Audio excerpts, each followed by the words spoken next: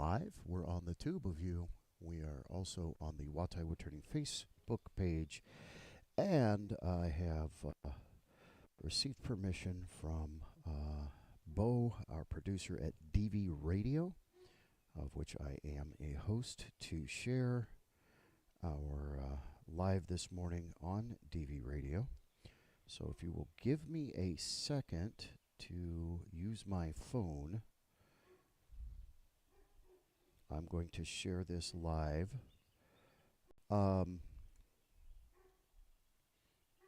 We had a thunderstorm, and I know for a fact that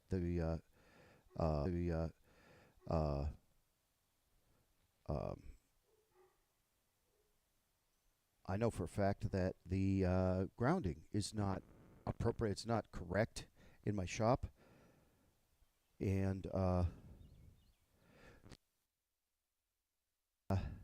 had I been out here and strike close, it could have cooked all my equipment.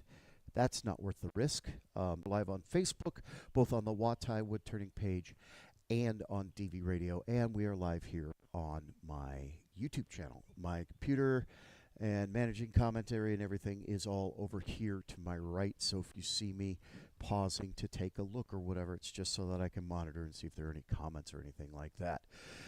So we got some things going on this week, and at some point today here on my Facebook page and on the DV Radio Facebook page, as well as the Watai Woodturning TikTok channel, we will be announcing a giveaway of some tickets for the Norse Forged Gathering 3, which is happening next weekend, Memorial Day weekend, at the Rowan County Fairgrounds. I will be vending there Saturday and Sunday.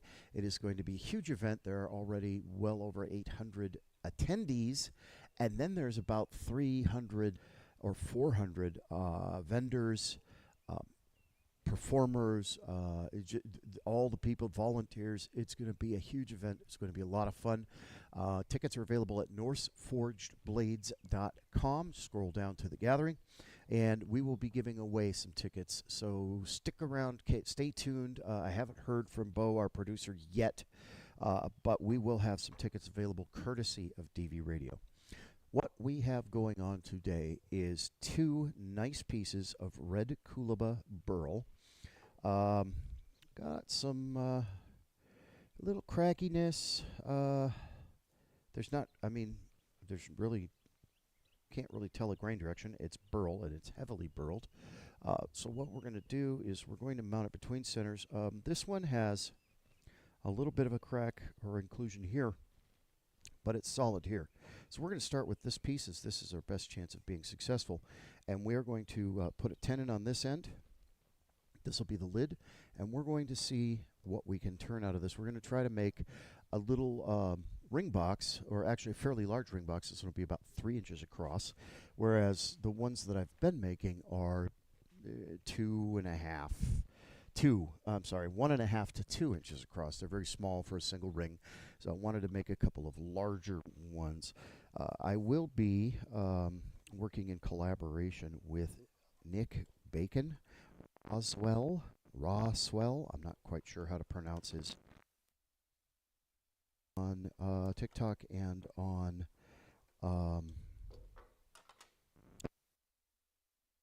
he's on Facebook or not. Anyway, he makes wonderful rings with stones and resin and wood and all kinds of neat things. And so we're going to be kind of collaborating, working together. If you purchase rings from him at the gathering, you have the opportunity to purchase a box of mine to go with it.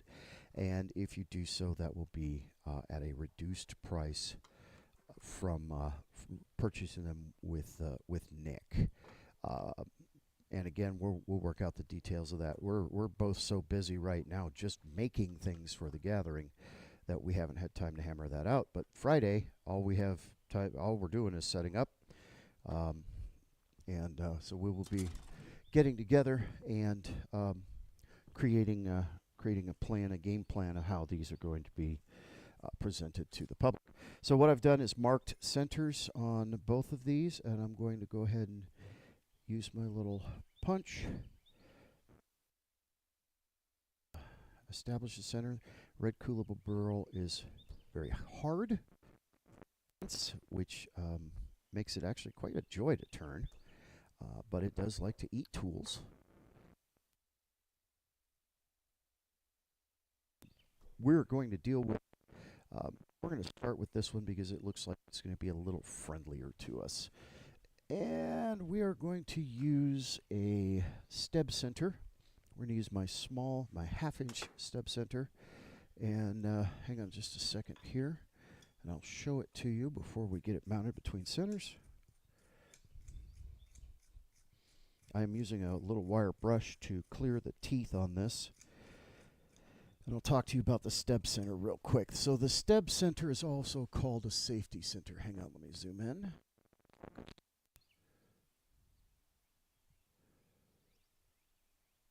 Okay, so steb center is also referred to occasionally as a safety center. And as you can see, it has all these teeth and they're angled in this direction. You see that?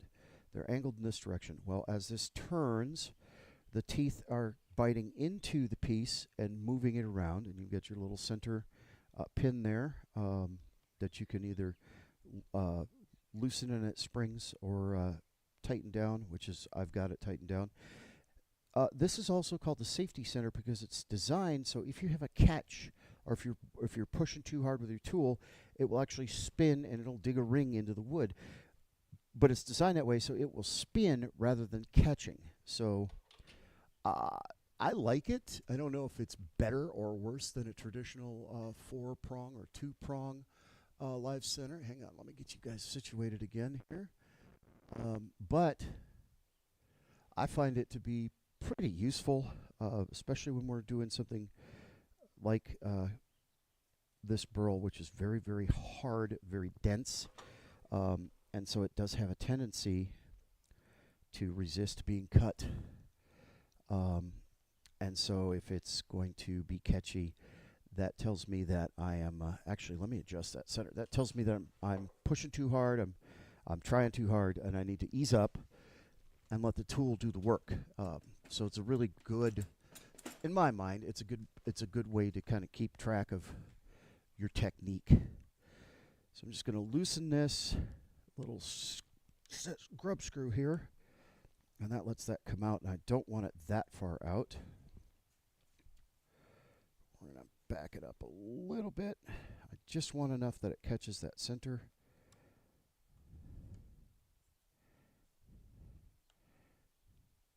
Just like that. That's really useful. That's something I like about the steb center. So right now, the little teeth are not touching. But when we tighten down, we'll drive that down onto there a little bit. Those teeth are touching. Just the tips are catching it. Let's see here. We're going to move you guys over a hair so you can see that. There we go. Directly. So the tips are just biting it, and we can drive it down a tiny bit more. That's enough to hold it and turn it, but if I push too hard, I get a catch. It'll actually stop the piece. This will spin, and that helps prevent some of the disasters we can have when we have a catch. So it's really useful. Steb Center, S-T-E-B is what it's called. I'm not sure. Hello, James. Good morning. Hi, Mom. I'm not sure. Hello, Octavia. Welcome. I'm not sure where I got it. Woodcraft, maybe? I'm really not sure. I can't remember. I've had it for about 2 years now. But it's a useful tool. And I have a full-sized 1-inch steb center as well. That looks like this. That you would use on a much larger piece. This is not a very big piece, so it's not necessary. That's overkill. Okay, I have a sharp bowl gouge. We're going to put my face shield on, and we're going to go ahead and get this started turning. We're going to slow the lathe down, and we are going to, hang on, somebody's messaging me. We're going to slow the lathe down, start turning, and slowly bring it up to speed. This is a fairly small piece, so we're not really sweating balance. There was a little vibration, but got up to around 1130 RPM, killed that vibration. So that is good.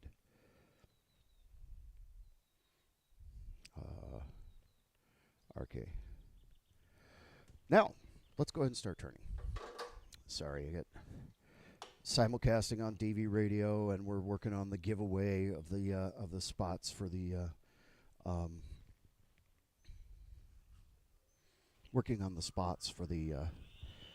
gathering. So, getting lots of messages. All right, let's put some light on the subject. We're just going to very lightly start rounding this off. Take our corners down. A little bit above center.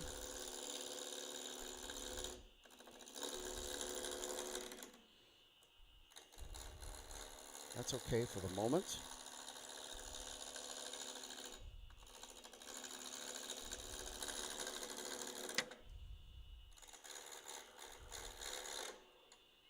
So you just saw I pushed a little too hard, took a little bit too much of a bite. The stub center did what it's designed to do, and it spun.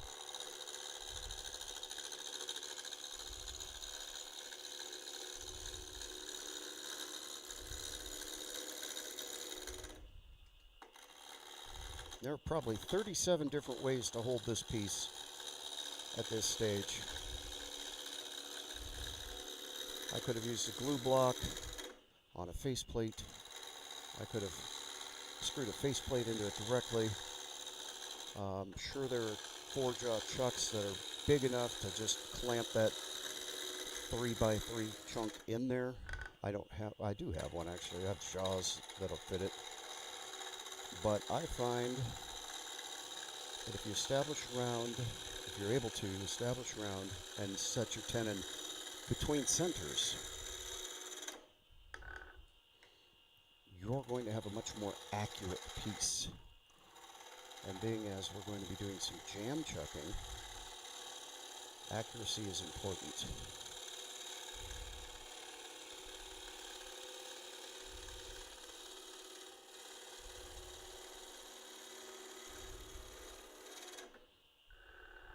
All right, we're just about round. We're round enough. We can really start to see, wow, there is some remarkable grain pattern in there. That's quite beautiful. So we're going to go ahead and flatten this surface and establish our tenon. Go. Feel free to put them in the chat. I can see the chat from both the Facebook and the YouTube stream. Not on the DV Radio page. You have to go back the Watai wood turning page if you have commentary, and I apologize for that. I'm not logged into DV Radio stream on my computer. I'm sharing the stream. I have access, I just don't have, I've only got one Facebook login on Streamlabs. Actually, to be very honest with you, I haven't tried streaming to more than one Facebook login. So I don't even know if it's achievable. All right. So I've got a nice flat bottom here that's going to give me a good solid shoulder, and it also gives me a picture. It was good choice to use this as the base. There are some burly cracks in there, but they're not as huge as they are on this side. So this is definitely going to give me a much more solid hold. And I'm going to teach you a little trick if you don't know it. I learned this from Phil Anderson over at the Shady Acres Wood Shop on YouTube. Set your pencil. If you have the Novichok G3, which is what I use, the 60 millimeter jaws, or I guess any 60 millimeter jaws, if you set your pencil on your 60-degree live center and ring it around that surface, that gives you a rough size for your tenon. You're going to take it a little bit smaller, but that gives you roughly the right size for your tenon. And if you take it a little bit larger, it gives you roughly the right size for a recess if you want to recess it and put the chuck jaws in. So that's a real easy, quick guide. That way I'm not sitting here with calipers and trying to measure. That's a quick guide using the Nova G3 chucks. That's a quick guide how to make sure you're going to fit. We're going to cut our tenon, and then we'll shape up the dovetail. This is a dovetail chuck. And probably going to make that tenon about 5 millimeters deep. Doesn't need to be much deeper than that. And we're really not sweating grain direction on this burl because it's a burl, so grain direction isn't really a thing. The grain's all over the place. This is a very dense, very hard wood, so I'm not worried about a tenon failure. Unless I do something blatantly dangerous, I should not have a tenon failure. So we have a nice little light dovetail, 7 degrees, which is the same slant as my skew chisel. That's ready to go in a chuck. Now, as you can see, you can get good, consistent shavings, but this is also pretty dry, and there's no singular grain direction, so you get a lot of powdery shavings as well. We're probably going to go back and forth between nice, straight, clean shavings and kind of this fluffy stuff. Don't believe that red coolabah is toxic, but it certainly does have a smell, and it's got a lot of oils in it. So if you are prone to wood allergies, I recommend wearing a face shield, Always wear a face shield. Recommend wearing a respirator. It's not bothering me. I've never had a problem working with it, so I'm not really sweating it. I do have a respirator if needed, and there are some woods that I work with where it's definitely needed. I spent almost 2 years turning nothing but walnut and developed a walnut allergy from breathing the dust. So I do have to wear my respirator while I'm turning walnut. Let me check commentary. Looks like we're good. Again, if you have any questions, if you're watching on the DV radio page, I apologize. I do not have access to that page. I can't see your comments there. Jump over to the Watai Wood Turning page, however, and I can see your questions there. All right, and probably a little bit big on my tenon. Yeah, I could have taken that down a little bit more, but it will be okay. You want about 1/4 of an inch of a gap here. This is about 3/8, and that's the ideal distance for the jaws of your chuck to be apart. It's going to give you the closest to perfectly round as you close it, which gives you the most contact of the shoulder of the jaws to the dovetail. This one is a little bit big, but it should be fine. If it's not, we'll just flip it around and adjust it. But I'm not really sweating it. So we're going to finish getting this round, and we're going to decide on some proportions and part the lid off. We'll put a tenon on this side, and we're going to actually flip it over and jam it and hollow the lid. So at this stage, until it's done being formed and it's time to turn the bottom, this should never leave the chuck.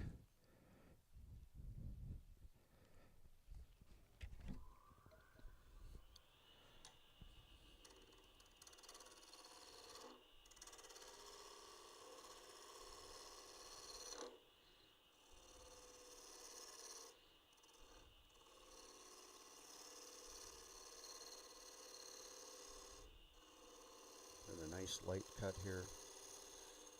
Just let the gouge feed across the wood.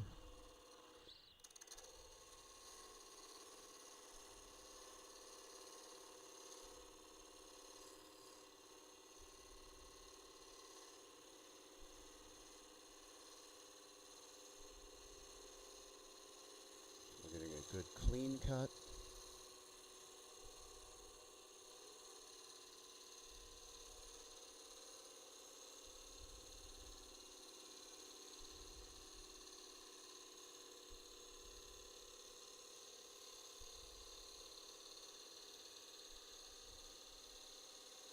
We're also getting a lot of those dusty shavings. Again, because there's no singular grain direction in this burl. It's going every which way.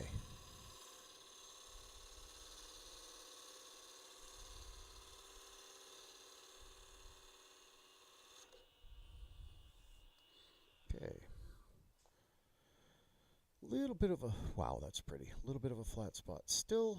So we'll take another pass here. We're just going to do this a little bit at a time. We want to maximize the amount of material we have because it's excessively beautiful. I'm going to sharpen this gouge, however.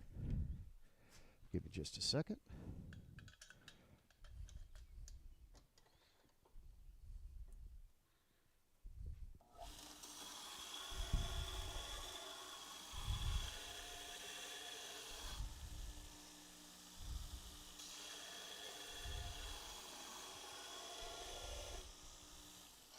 Alrighty. If you have everything set up right, it only takes one or two quick passes on your sharpening device in order to put a new edge on your gouge. That is much nicer.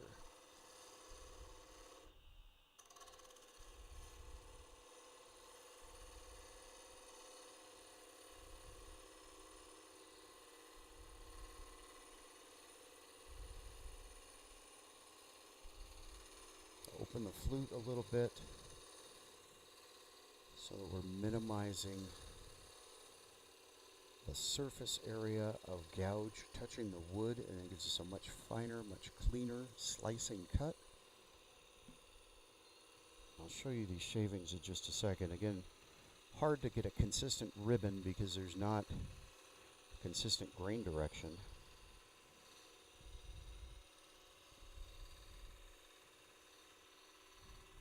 And we're taking a very small cut.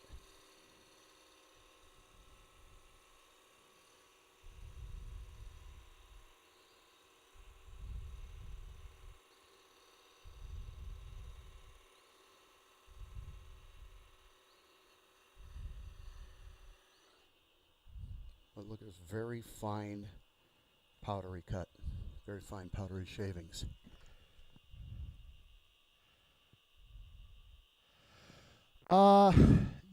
You would think that they would look really good. However, they look really muddy when you fill in a crack. I see what you're saying. Honestly, one of the things that I use to fill cracks that does actually give a good contrast, and we're going to do it on this piece, is African blackwood shavings. But you don't get to really see any of the grain or anything. It's just a good solid black fill. But these shavings, they don't translate when you're trying to do that. Not with these shavings. And again, because we're not getting ribbons. This kind of shaving here, which is off of maple, that absolutely, and you could probably fill it in resin and get a really cool pattern and things like that with this kind of shaving. But that's not what we're getting off of this wood because, as you can see, there is no single grain direction. It's going everywhere. All right, we still have a little bit of a saw mark here. We got rid of the flat on the other side, but we're going to need to take another pass here.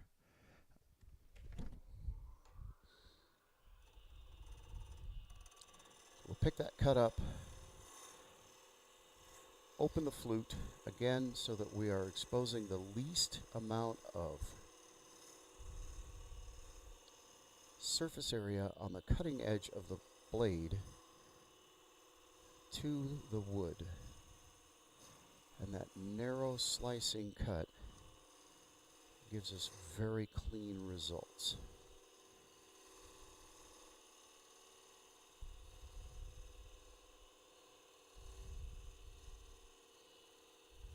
And we're going to give this little box some shape in a minute. Right now we just want it round. We cleared all the saw marks. So now we're going to flatten off this end and put a tenon on it. And this is where the cracks are, which is where we're going to use some magic once it's time and fill. Oh, that's a neighbor dog I'm hearing. There's a small dog yapping. It's not my dogs. My dogs are big dogs.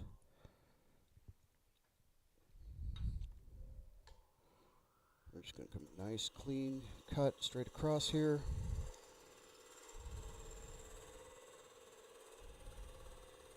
We have a nice flat shoulder.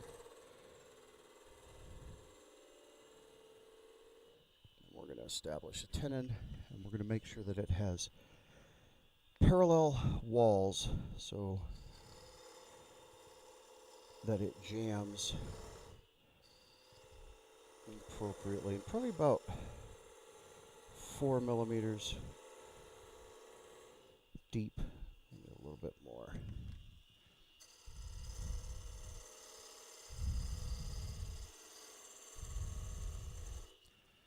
Okay, now we're going to square this off, and we're going to square the side of the tenon. There's a couple of different tools we can use to do that, but I find that a beading and parting tool is the quickest and most efficient. This is a Sorby 1/4 inch beading and parting tool, 6 millimeter.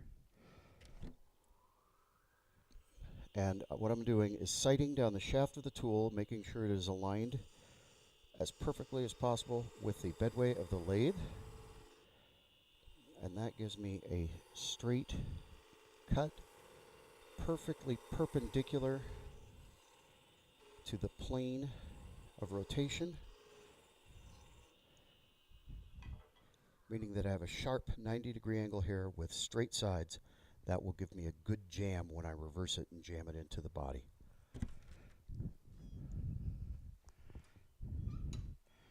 Now,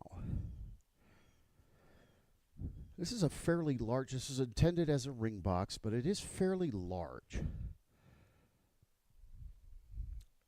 So it's going to need to be a little deeper than, most ring boxes that I'm turning are about 1 inch to 1.25 inches deep. This is going to be a little bit deeper. We're going to break out a little tool, and there's multiple places you can get this. I got this off of Amazon. There are also multiple styles. You can get actual woodworking ones. They cost a little bit more than this. This is a eyebrow balance ruler, which is the golden mean, 1 to 1.68. And so if I use that to set my depth, I know where I want to part my lid. Now that part is going to be a little bit wide, so I need to take that in account. So if this is where I want to part my lid, I then need to add a little more than 1/4 inch. Okay, and I've overshot just a hair, so we're going to take that down a little. We'll part the lid just a little bit higher. That gives us a little more than 1/4 inch space, so this will be the bottom.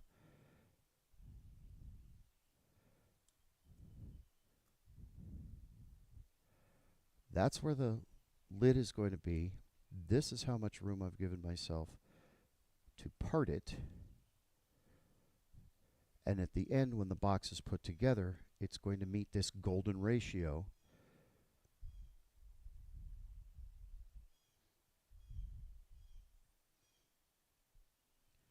Because this line will actually end up here when this is going to become a tenon when that's inserted into the body of the box. So that is the golden ratio, 1 to 1.68. So these are a really useful tool.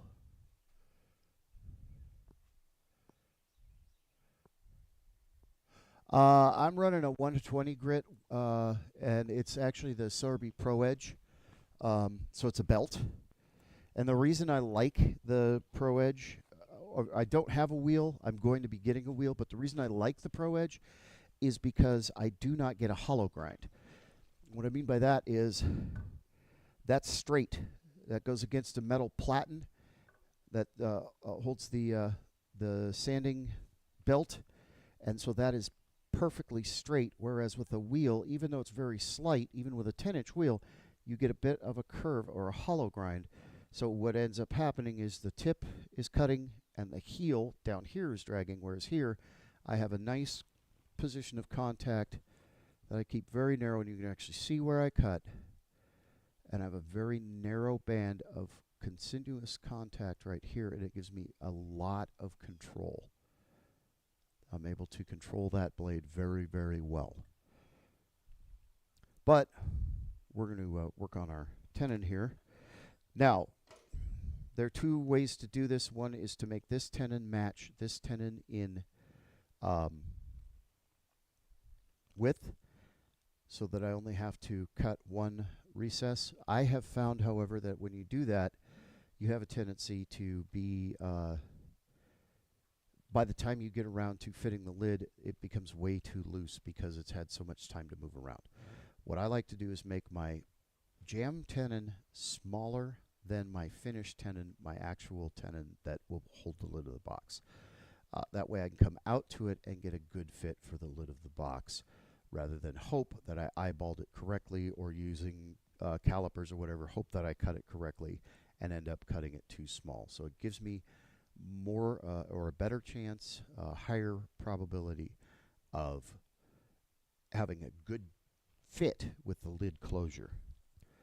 So the first thing we're going to do is come in with our 1/4 inch parting tool and just make that tenon, and then we'll come in with a narrower parting tool and actually do the parting. But I also see that I have a bit of a slope here, so I want to square that up a little bit more. So first we'll come in here.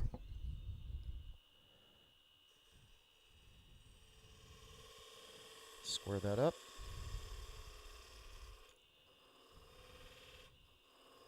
Clean that up. This tenon can be whatever size I want it. Obviously don't want it too small, but it can be whatever size I want it. And again, I eyeball the walls of the sides of the tenon and make sure that they're aligned with the side of the, or with the railway, bedway of the lathe, which makes sure that they're perfectly straight. So now I'm going to go a little bit wider than my parting tool.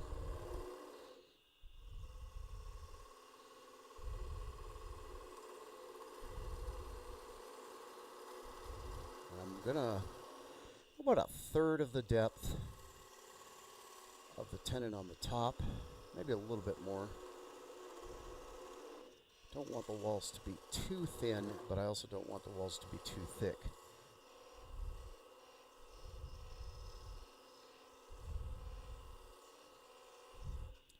Again, eyeballing. I'm not sure if you can see it. Not at that angle. You can't quite see it because you're too close here. It's too wide.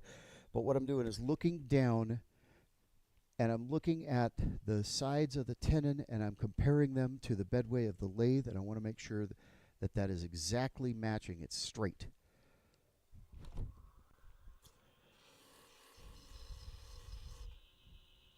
There we go. That is it. That is good and clean, straight tenon.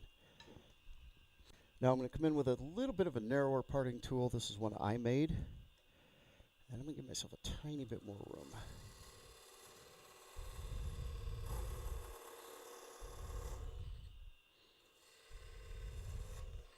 So our little 1 to 1/6/8 is not going to be exact dimensions, but we're very close.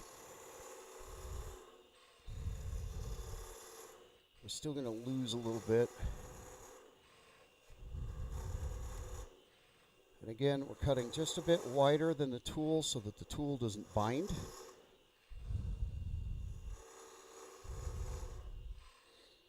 Take a little bit more.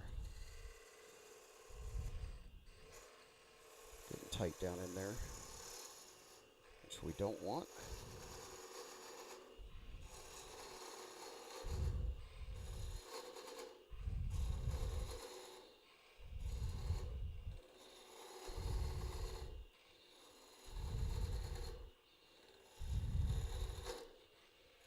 Alright, and we're getting way over the tool rest here. But we've got less than an inch in the middle. We're just going to switch to a little pull saw, a little bit safer. Make sure that we don't launch that across the shop.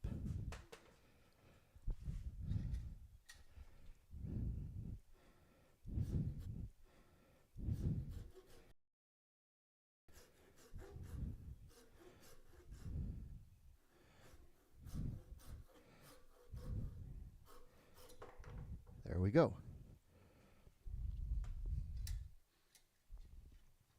Give me just a second here. Excuse me.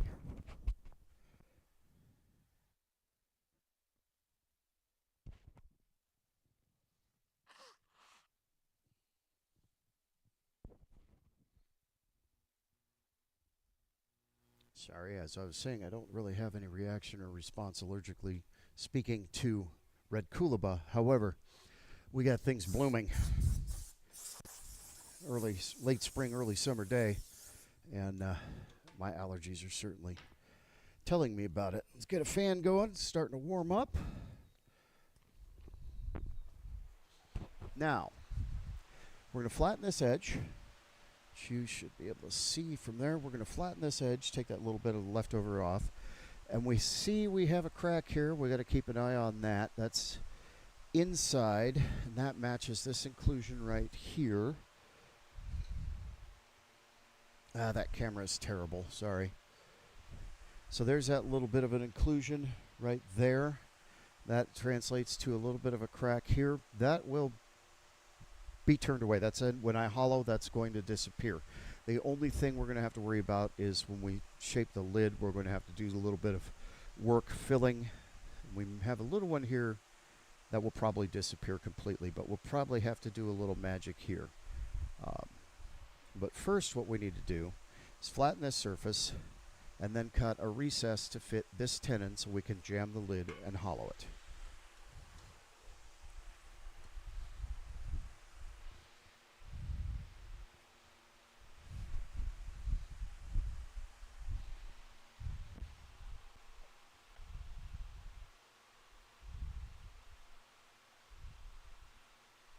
So let's see if I have this set up right. Wrong camera. 3. There we go. Got it just a hair.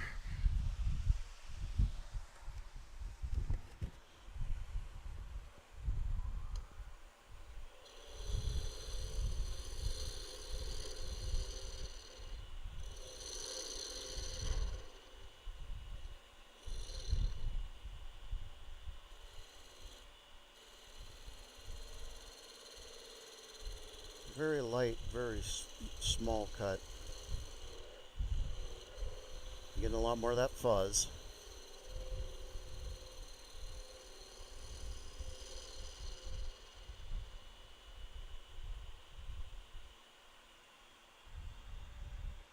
Now what we're going to do is take our calipers, measure this tenon.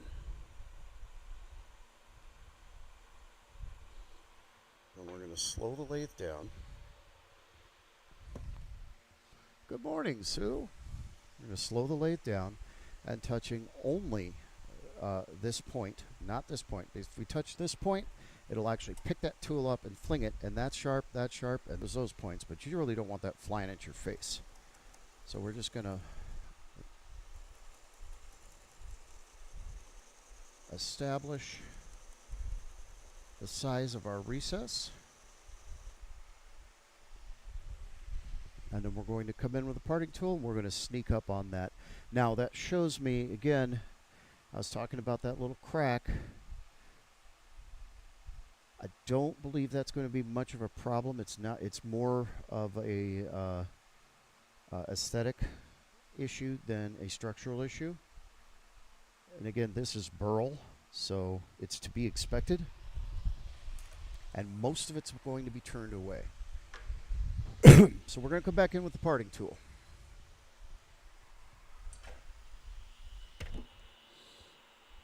Now I just come in at an angle.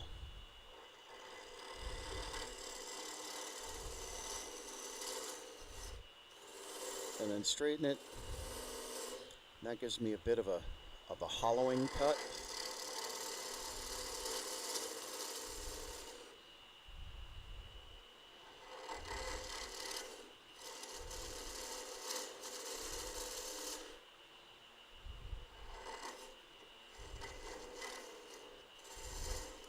Make sure I have enough depth to clear that tenon, but I do not want to hollow the box before I hollow the lid, because the thinner the walls of the box is, the less strength they have to hold the jam. So I am short, and that camera's not good enough to show you, but I am short of my mark about 1/16 of an inch intentionally. And I'm going to very slowly creep out to that mark so that I get a good, solid, tight jam. Again,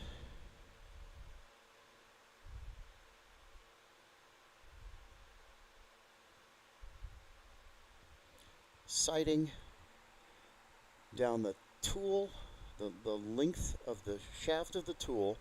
I want to make sure that I'm aligned as perfectly as possible with the bedway of the lathe, and that gives me a straight wall, parallel walls, straight cut. And this should be too small, just a hair.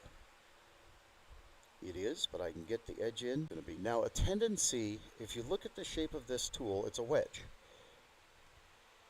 Okay, and a tendency is this edge here on the bottom of the circle of the ring is going to ride and try to ride out. So you'll notice as I do these cuts that I'm pulling the tool against the wall to counteract that. It also helps if you're as close to perfectly on center. You want that tool center to be the center of your little wedge there, to be on center, the point. But you have to be cognizant of the fact that that's going to want to slowly travel that way.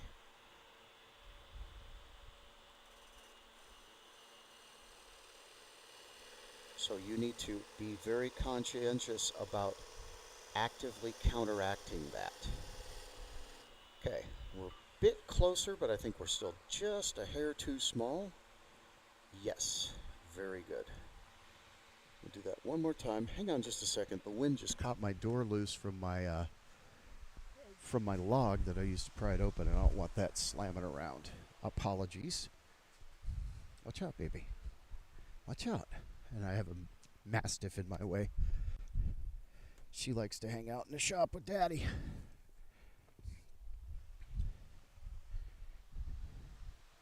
Okay, sorry. I just needed to block that door open a little better.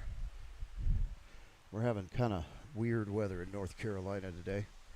All right, so we're going to come out just a bit more. Whoops. Bump my banjo. You guys can't see it, but that crack is right there. Again, it's not really structural. Just need to be aware that it's present.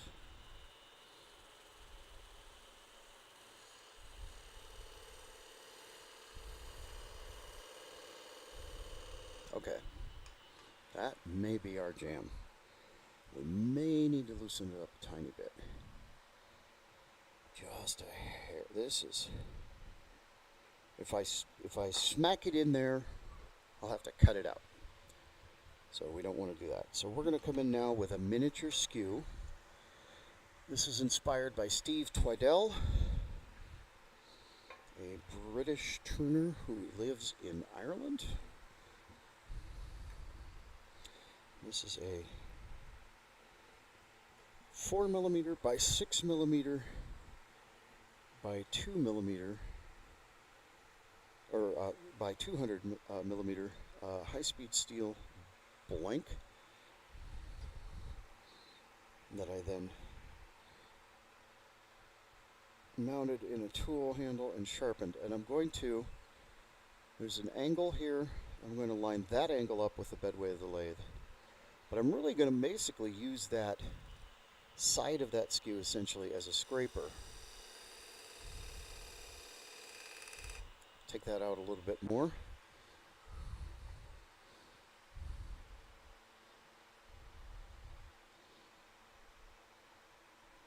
Just a little bit bigger than, or smaller than it needs to be. Again, I could pound that in there and it would fit, but getting it out would be next to impossible. This is the most difficult part of doing these little boxes, is fitting the jams so that you can do the cutting, the hollowing. But you'll see it goes pretty fast once we get that done. Alright, that's much better. I'm still using a little bit more. And again, I'm really watching this crack right here very closely. But there's only one.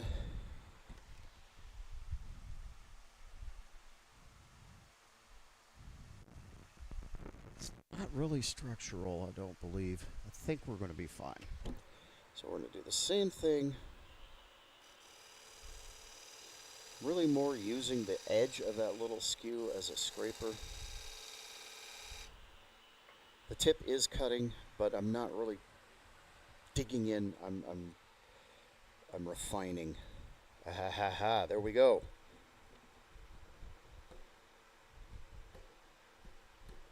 So those parallel walls are directly straight.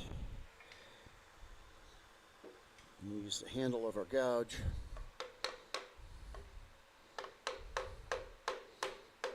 It doesn't quite want to set, I think. I'm too high in here, so I need to take a little bit more out of the center. That's what it looks like we're doing. We're riding on this little ring right here. So we'll clear that out. Back to the parting tool.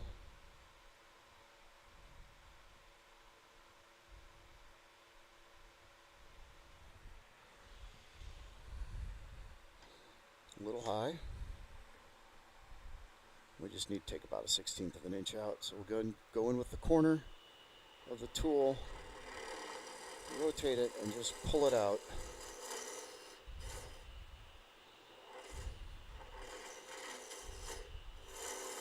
And we can come in and step outwards. Very much functions as a scraper. And be very careful not to mess with the sides because we have a good jam.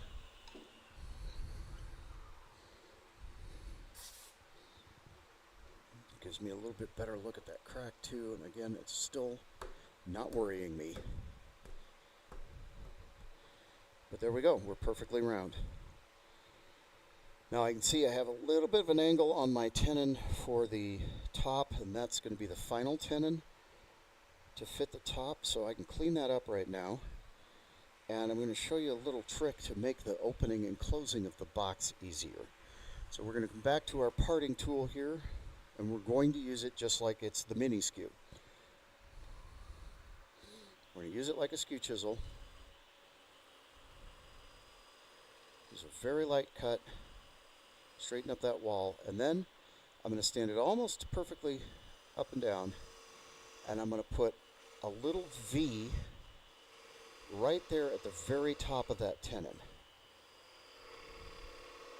Just like that. Now what that does is when you close the box, that's going to allow a little place for air to escape when you close it and open it. So we're going to get a jam fit lid, but that's going to allow for it to open and close more easily rather than sitting there and wrestling with it. And you'll see that when we flip it around and work on that part of the box. But first, so I'm going to set something up real quick to help make it. And what we're doing here is I've got a depth gauge. So I want to show myself how deep to cut that lid.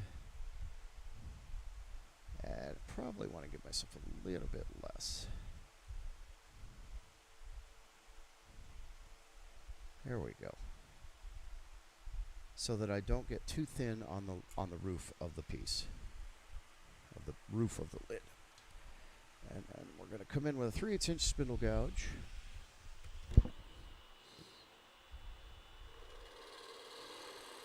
With some pull cuts, kind of a combination of the drill and pull method.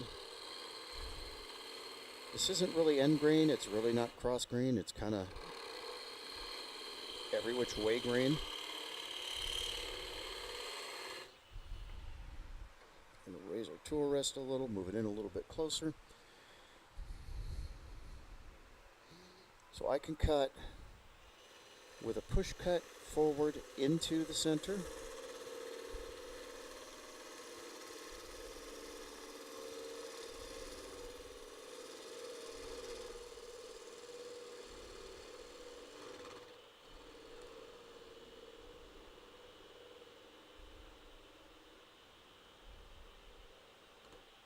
Just like that, or I can do that drill and pull technique.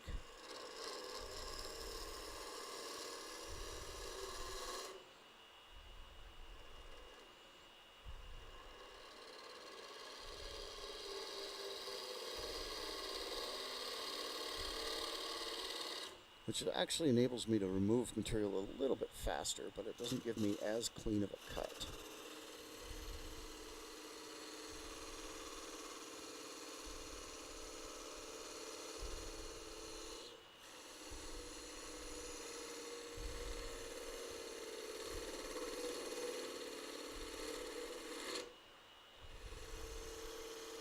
Down here we are getting some decent shavings.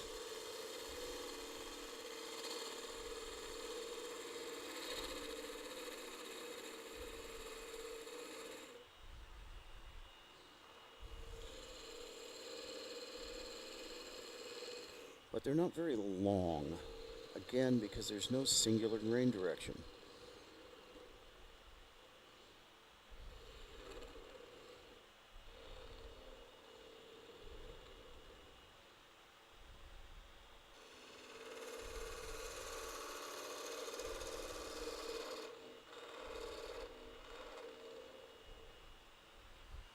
All right, we're about halfway to the depth that we're looking for.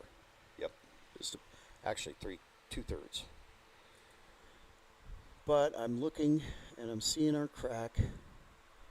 Okay. And just give me a chance to clean up this edge here.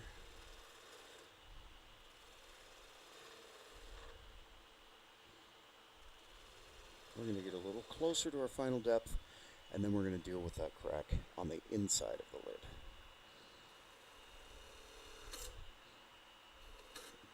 Come on. Close that blade a little bit better. There we go. Once I start establishing that cut, I can open the flute.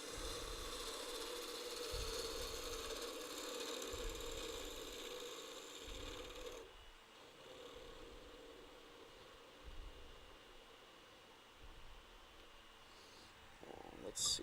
I need a little better support with the bowl gouge. There we go.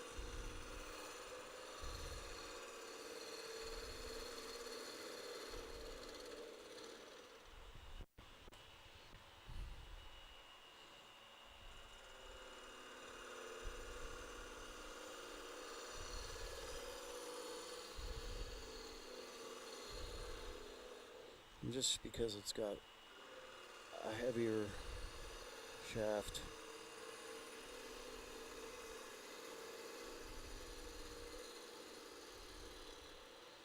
and it's my favorite gouge.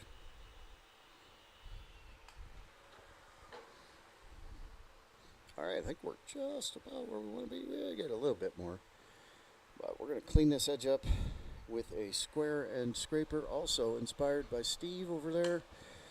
Steve Twiddell. This is just an old Savannah high-speed steel scraper. Savannah tools are very, very inexpensive. And it's not the best high-speed steel, but I think this little half-inch bowl scraper was, or half-inch bowl scraper was only $13, so it's not a big expense to cut off the end and reshape it and turn it into a square end scraper. No big financial issue. Whereas my Crown half-inch scraper, I would never do this to.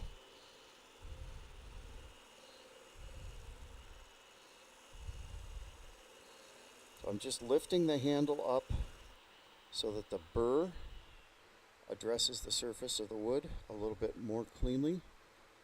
And there's our crack.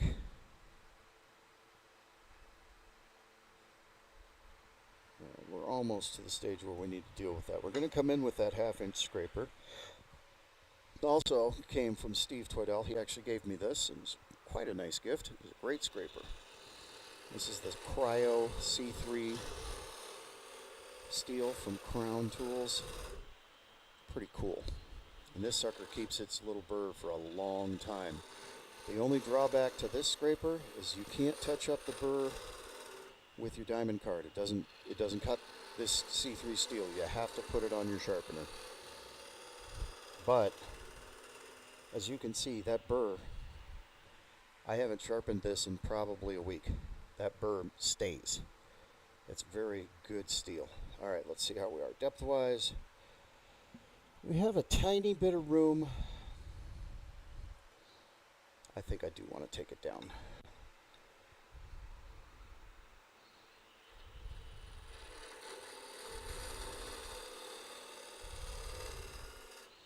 And I know you can't see it from the angle you're at, but the finish off of this crown scraper is exquisite. It actually comes very, very clean, dead off that scraper.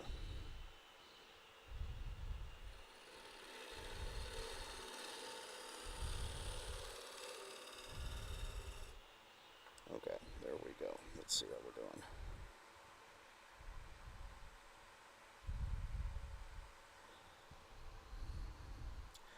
Now comes the question, do I want to decorate the inside of this lid in any way?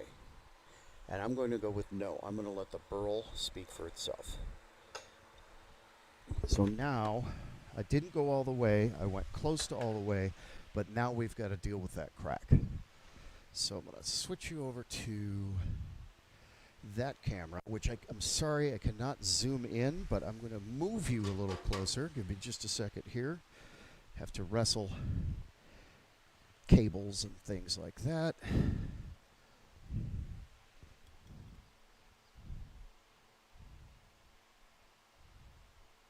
There we go. That's as close as I can get you with this camera. Yeah, that's best I can do. Apologies for that. And I can't do anything about the focus. I will be replacing this camera next with the same kind I have on the overhead, which is a really good camera. So this crack comes right here, comes down, and it hits the edge here, right here, but that really isn't that worrisome. I just want to fill this in. We'll work that, but it's not really structurally affecting anything. This isn't a structural crack. It's just appearances. So I'm using Starbond black, medium thick, which is a vulcanized CA. And I'm going to hit it with the accelerator first.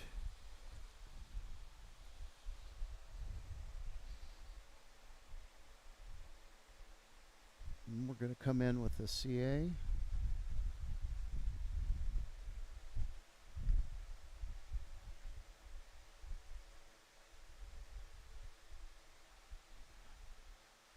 Just like that. We're going to hit it with the accelerator again. And the accelerator thins it and causes it to draw down through capillary action into the crack. We're going to get a thicker bead, do the same thing. You can see it, I can't tell if you can see it or not, but it's actually thinning and spreading when I hit it with the accelerator. And then I will come around here and put just a drop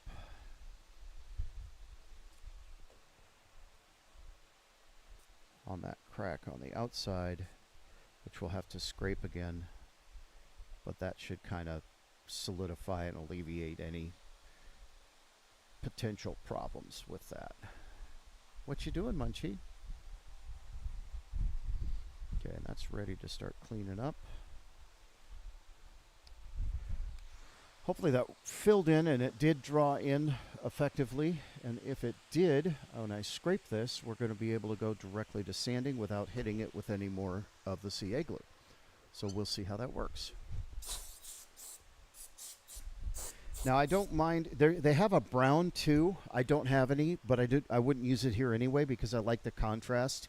But the brown probably would be a little less conspicuous in there on this burl. But I'm okay with I'm okay with having that loud contrast with the black on the red.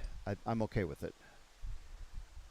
I think it's going to make it be an appealing feature. So I didn't cut all the way down to our depth because I knew I was going to have to come back and clean up from the CA. Tool rest is too low. Always stop your lathe when you adjust the tool rest, just in case you bump something you don't want to get cut.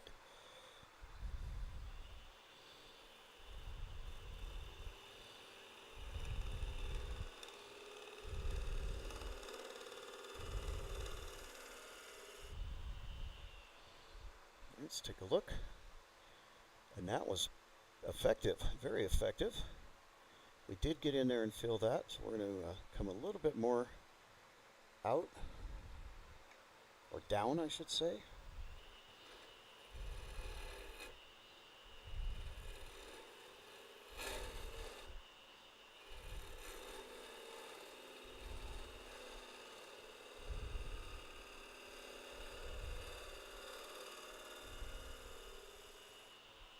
Take a look.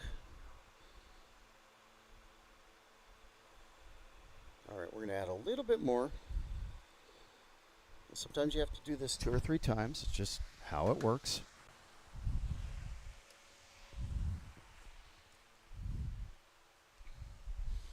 So again, I hit it, and that highlighted. Oh, I wish you could see better. That really highlighted the black. But I hit it with the accelerator because it does thin it, and that actually draws it down deeper, again, through capillary action. And that's what we want, is we want to pull that CA down in.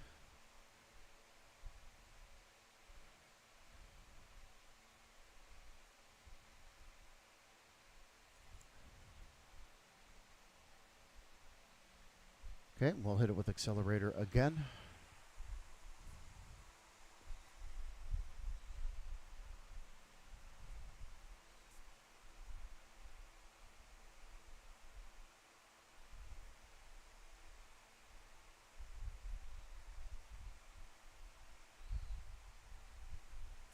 Okay, I think we're good. I think that's going to be it. We're going to scrape it, and it's going to be filled.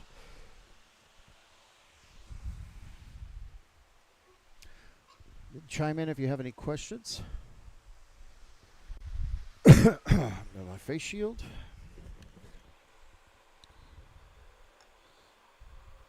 Very light scrape. Really just removing the excess from the surface there.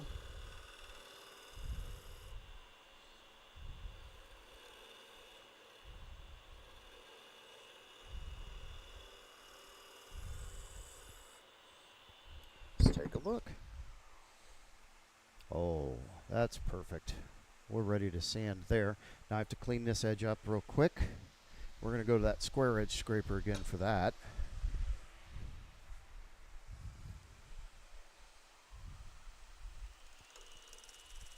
Just touch it.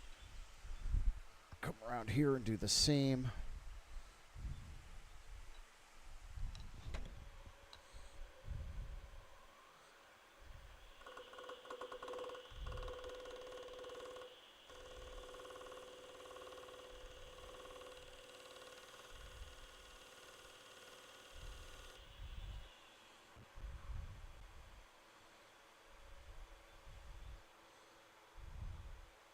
All right, we're going to do a tiny bit more right there. Again, this is more aesthetic than anything. It's not structural, but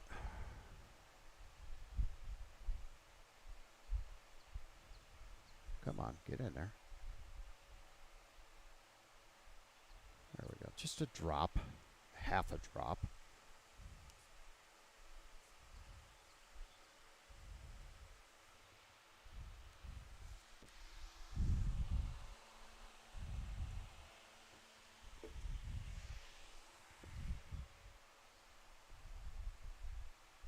Just want to make sure that we've got a nice, solid, clean surface here. Now I did sharpen this edge of this tool as well.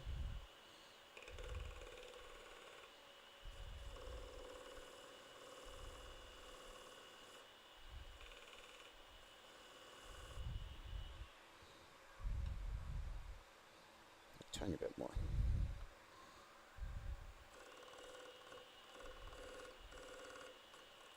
Drop. We'll raise the handle. There we go. And that addressed that burr a little bit more directly, and that cleaned that up perfectly. Very nice. We're ready for sanding. Now, because we used very sharp tools,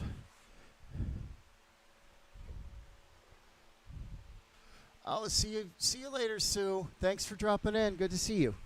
Because we used very sharp tools, we can sand starting at a higher grit. We're going to start at 240. We have a very clean surface to deal with. We're not pulling out any big tool marks or anything. We're not sanding away any of the excess CA. We cut that away.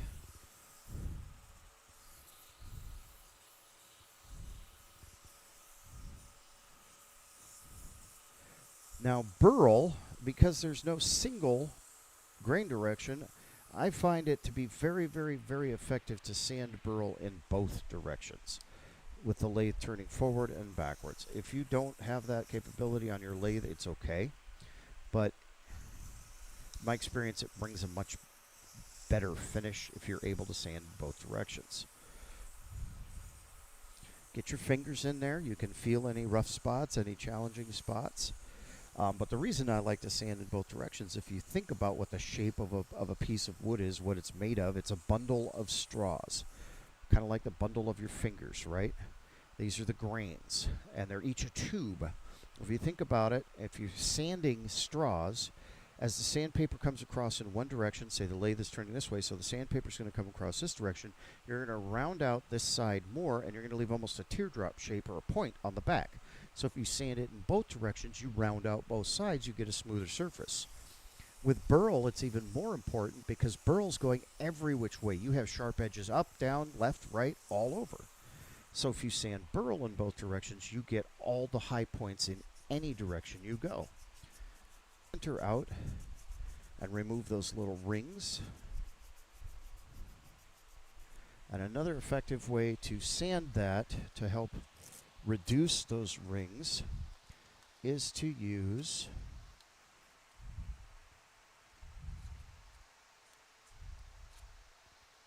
a drill. And I'm out of 2-inch 240 sanding pads, so I'll have to use a 3-inch, which is okay. You just use a drill, and so you're sanding, your sandpaper's revolving, your piece is revolving. You want your drill to revolve in the opposite direction that the piece is, and you just come in just like that, and that actually removes linear swirls,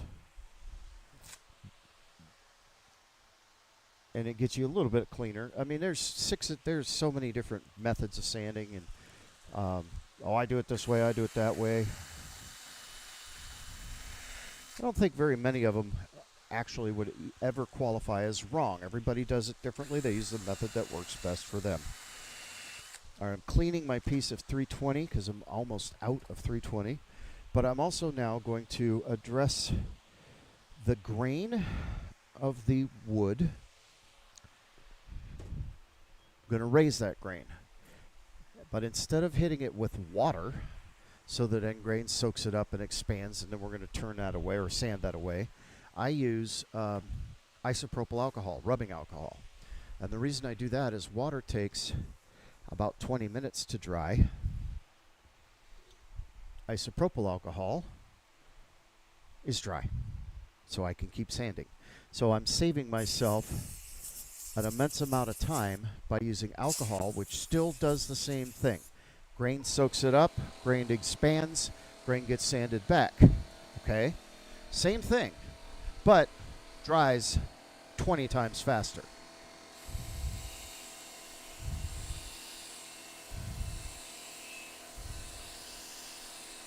So, sanded in reverse. This is 320 grit, by the way. Sand it forward. You'll notice the drill is turning in the opposite direction that the lathe is turning. Okay. Now I'm going to hit it with alcohol again, this time on a towel. Well, I've already sanded back any grain that was going to expand by exposure to liquid. What I'm doing now is removing that 320 grit dust so that when I sand it at 400, I don't put 320 grit scratches in the surface, which I then have to sand out. And again, alcohol's almost gone. A little bit of wind persuasion, get it the rest of the way gone. And we're going to go with 400.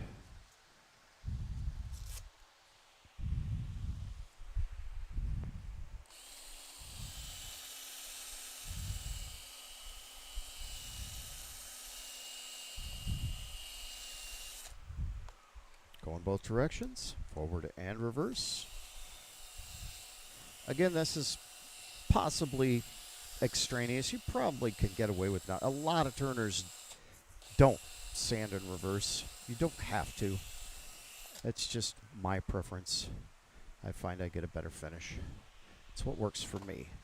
All right, now I am not going to clean that off because I'm now going to my sanding paste, which is from Brad's Workbench. I do need to tell you that I am sponsored by Brad's Workbench, but even if I was not sponsored with by Brad's Workbench, I would tell you that this is the best sanding paste that I have found on the market.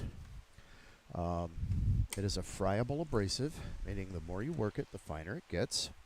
It is food safe. The abrasive in and of itself is food safe, and it is in a food safe carrier, which I believe consists of mineral oil and a little bit of beeswax, but I'm not 100%. Brad keeps his formula to himself. He says when he decides he's no longer going to sell this, he will share his formula. Now, if you're paying attention, you'll notice I didn't sand my tenon. I am, however, going to hit it with sanding paste. And the reason for that is, although I don't want any rough edges or sharp points on it, which is why I'm hitting it with the sanding paste, I want it to be fairly coarse because this is going to be a friction closing lid. Well, if it's too smooth, there's not going to be a lot of friction. So I don't get all excited sanding out that tenon. I leave it fairly rough so that there is friction generated. If that's glass smooth, it's not going to close right. It'll just slip open again. So you start with the lathe slow, use the wet part of your paper towel with this, and you work it, and just make sure it's spread everywhere. Okay. Then you go to a clean part of the paper towel, kick it up about 100 RPM. This is a friction process. Heat is generated. Fold your paper towel a couple times so that you don't burn your fingers.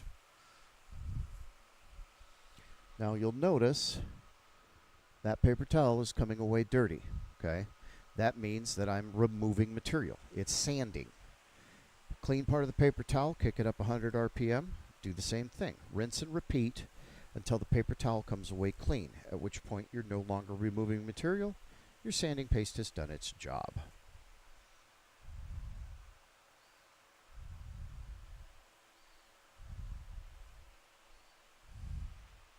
So I'm still getting a little bit of red off of there. Clean part of the paper towel, kick it up 100 RPM. In my experience, by the time you hit 1,000 RPM with Brad's Workbench sanding paste, it's done. We're at about 800 right now, and we're coming away pretty clean. We're pretty much done. We'll buff it a little, but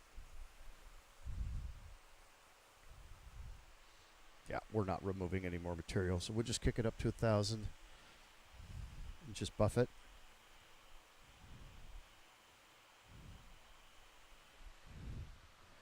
Now the inside of this box, with the exception of having finish actually on it, is complete.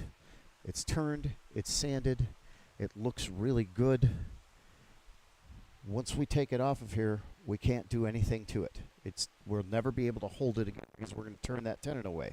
So you need to make sure that you're happy with the inside of the lid of your box before you take it off of your jam, because once it's off, you're done. You're not going to have any more opportunity to turn it. Now, let's see how good this jam is. Not bad. I didn't have to tap it to get it off of there. Here, let's get you the good camera. That looks like it has finish on it. It does not. That is just sanded and polished. That is ready for finish. That's why I like Brad's Workbench so much. Again, I am sponsored by Brad's Workbench, but even if I wasn't, I would tell you it's the best finish that I've found, best process that I've found on the market. All right, let's see if we can square you guys up a little. Sorry, I hope nobody's OCD is bothering them, because that was a little cattywampus.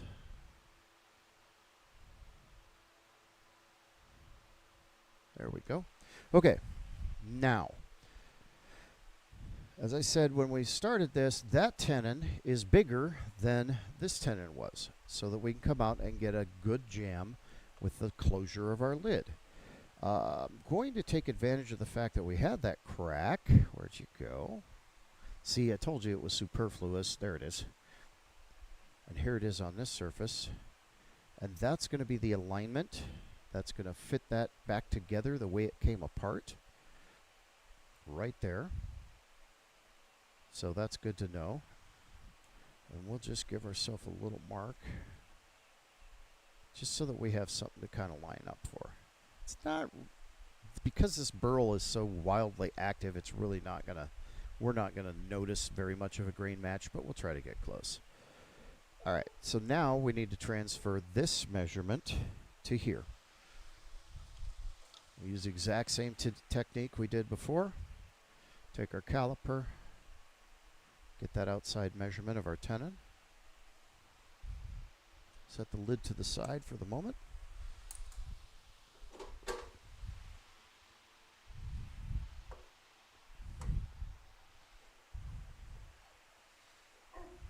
Bring our tool rest up.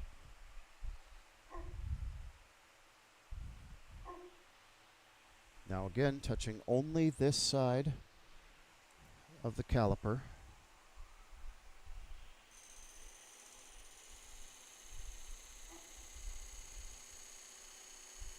That marks our circumference, and we're going to start sneaking up on that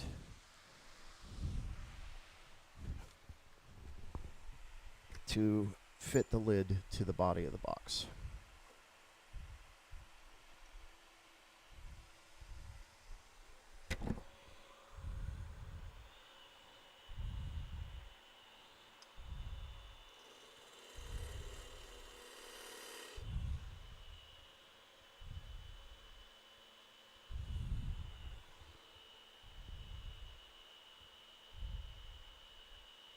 Oh, that's backwards. Give me just a second here and get you guys set up correctly. There we go. All right, I'm a little bit low.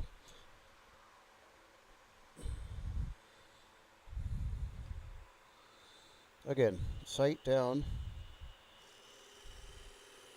the shaft of your tool. Make sure it's lined up with the bedway of your lathe so that you're cutting perfectly parallel, straight down in, perpendicular to the direction of turn.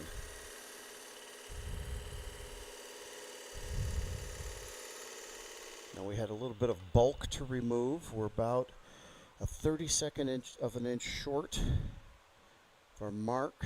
We want to just peek here, make sure. Yep, we're going to be good. We definitely want a jam that's comparable to the one we just have, but maybe not quite as tight. So we're going to remove about half of that material. Again, lining up the shaft of the tool with the bedway of the lathe, make sure we have a straight cut. We're closer, but we should still not quite be there. Good, we are not. It's as it should be. Thank you again for joining. If you're with me on the Watai Wood Turning Facebook page or on Watai Wood Turning on YouTube, I can see your comments. If you are, however, following along on the DV Radio page, I cannot see your comments. I apologize, but if you come over to Watai Wood Turning and comment there, I will try to glance over and respond. All right, we're just short. I can get the edge in there. That's right where we want to be. And again, we want to have a comparable jam to what we just had. It does not necessarily need to be as tight of a jam. It won't hurt, but we are working with a very thin wall here. So we want to be very careful that we don't damage that tenon, because we can't do anything about it if we do. So we have to kind of balance between a really good tight jam and a workable jam, or a more workable jam, so that we don't damage that tenon.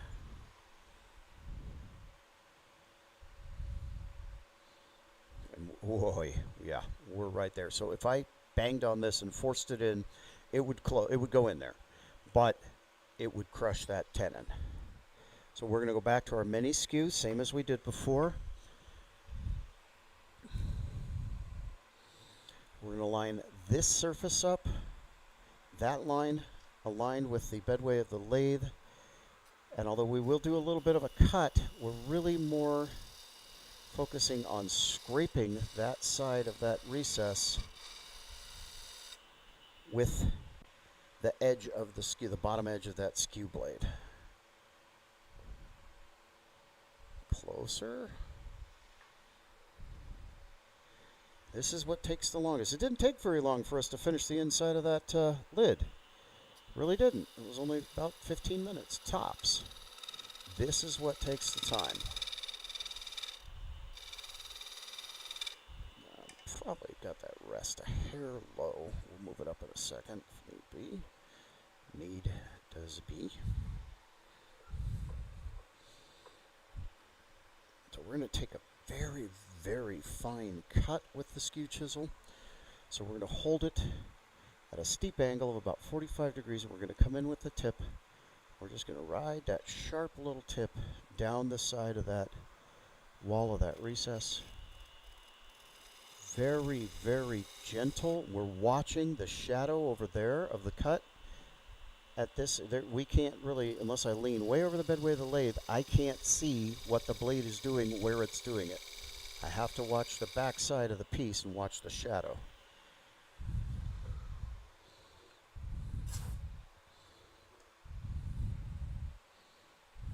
Find our line. All right, we're so very close. Very, very close.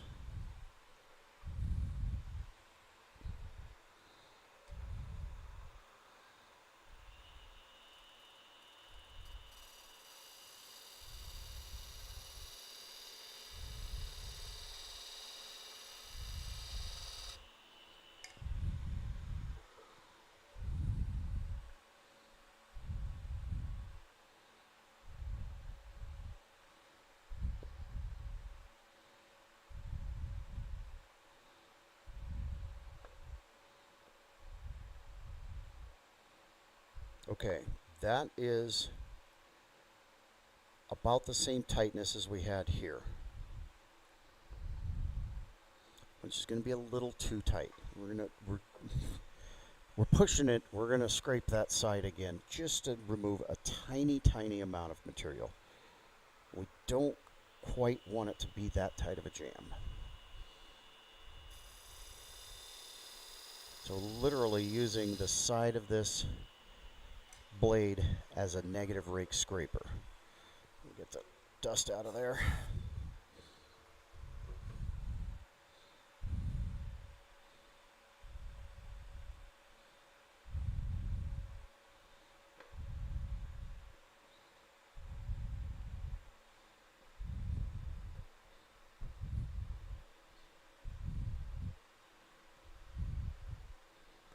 I'm not quite committing to jamming that in there yet.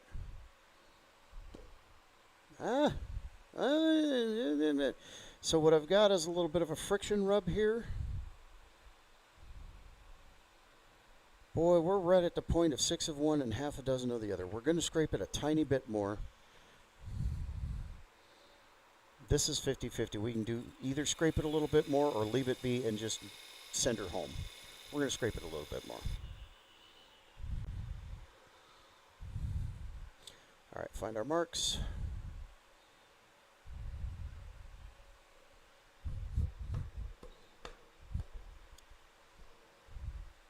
Nice. I'm glad I did that. I'm glad I gave it a little bit of a scrape. Good morning, Katie. I'm glad I did that. Now, I kind of like that that's sitting a little bit proud. I might leave it that way so there's just a hair of a gap. But here's why I'm glad I did that. Yep. That's going to come right off, okay? So when I sand, it will loosen it up enough. That's a wood turner fit right there. That's what wood turners want. We want it to go pop, right? That's bragging rights in the wood turning community. A customer is going to complain that it's too hard to open. So when I sand, that's going to relieve that. And it should just slide right off and on with ease. That's what we're looking for. Is not a wood turner fit. This isn't going to be sold to a wood turner. We're looking for a customer fit. So now we can shape the lid, finish the lid off. I have plenty of room. I even left my depth mark so I can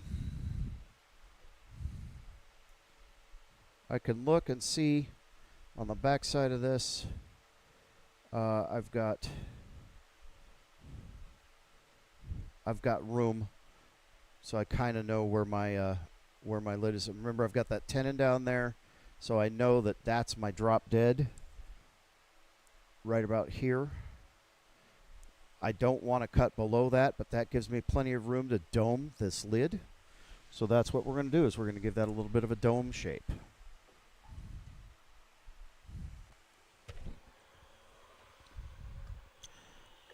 Again, a little high, I think. Oh, we're right about. I'll drop it a little bit so I can keep my handle low.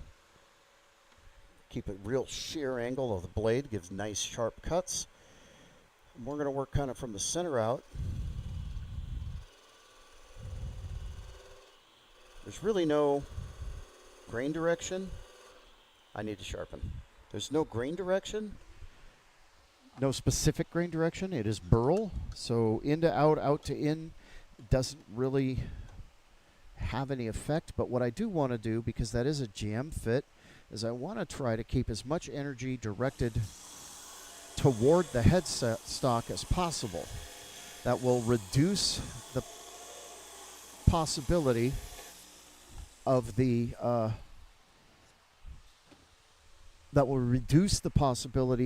energy of the cut, the friction from the cut, making the lid pop off if I'm pushing energy in towards the headstock. That's why I've chosen to cut in this direction, because any force I'm using is pushing in and pulling outward. I'm really not using a lot of force. Oh, that's better. Sharp tools, folks. I'm really not using a lot of force.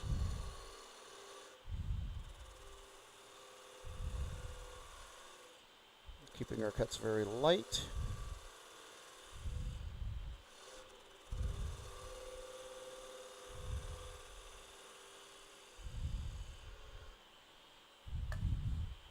Let's take a look here. All right, we're right at our little line there. So I know that if I go straight in, I'm going to cut right through the top.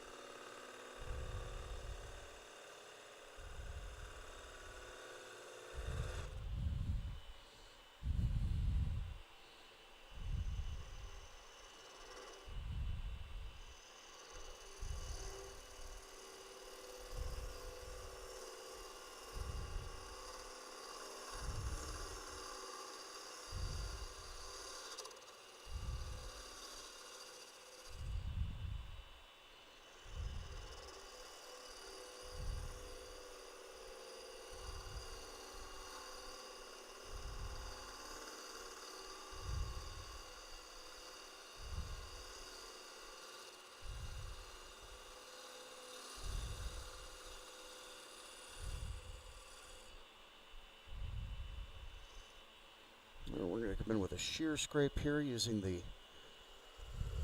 bottom wing of the tool. Flute very nearly vertical, closed.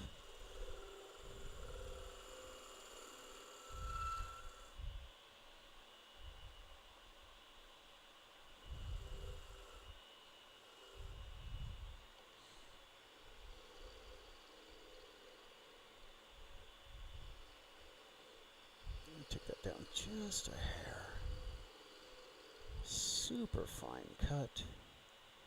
There we go. Still, do I have a divot there, or is it just being ornery? I do not have a divot there. All right, we're almost where I want it to be.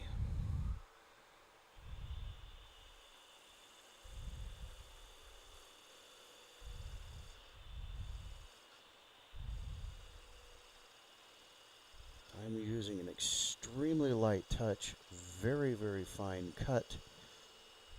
I'm allowing the wood to come down through the cutting edge of the tool, producing a slice, and the wood and the rate at which it is cutting is determining how fast the tool feeds through the wood. I'm not pushing, I'm just feeding the tool. Very nice. There's our crack. At this point, that crack is so tight, I don't think I can fill it. I really don't think that I will have any effect if I try to fill that crack. And we have a few more. They're all kind of surface, just from the burliness of the burl. I don't think I'm going to worry about it. Let's sand and see what comes about. If they open up any, we'll deal with it, but I don't think we're going to have to do anything with those cracks. It was bigger and wider inside, but I think we're not going to have to worry about it out here. Now, I say sand, and I need to stop myself. We need to go ahead and shape the outside of our little piece here. So, get you off a picture-in-picture. Straight walls, plain. Nothing wrong with it. But I like personal preference, I like to give a little bit of a shape to a little box like this. There's nothing wrong with this. Perfectly fine design. My preference is to shape it a little bit. Is to give it just a little bit of a subtlety and a curve.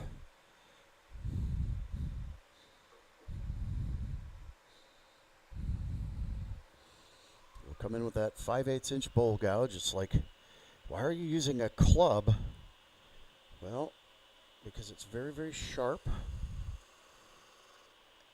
It's very, very stable because it has that thick tool shaft, and I have very good control with it. So although it seems like overkill, I really, because it's good and heavy and sturdy, I really have a lot of control with it. And I can make very, very fine cuts, just as fine cuts as I can with that 3/8 inch spindle gouge.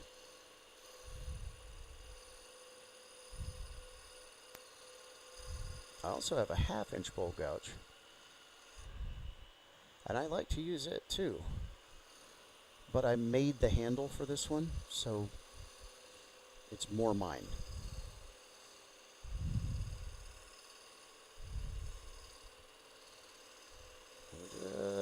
Just going to bring this down, and again, just a light, subtle curve. Just give this some shape.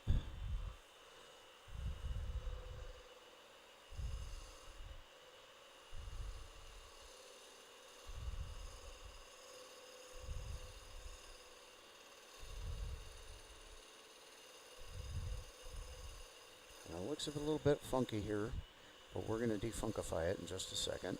Yes, that's a word. I just made it up. So we're going to come in again with a shear scrape. We're going to close the flute of our tool, and using the bottom wing, essentially turns that tool into a negative rake scraper.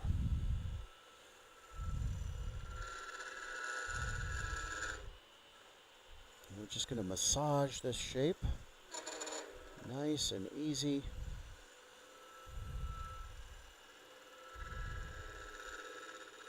Very gently working. It's about time to sharpen that gouge again. All right, we're going to come this way. Well, we're going to come this way. We're going to scrape that. So if we cut, we're going to push the lid off.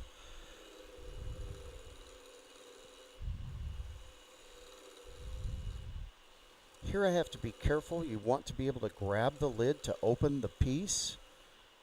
So I don't want that to be very steep, but I can still continue that curve a little bit. And you're still going to be able to get some purchase on it. And we're going to, like I said, we're going to sand that. That'll jam will loosen up a bit.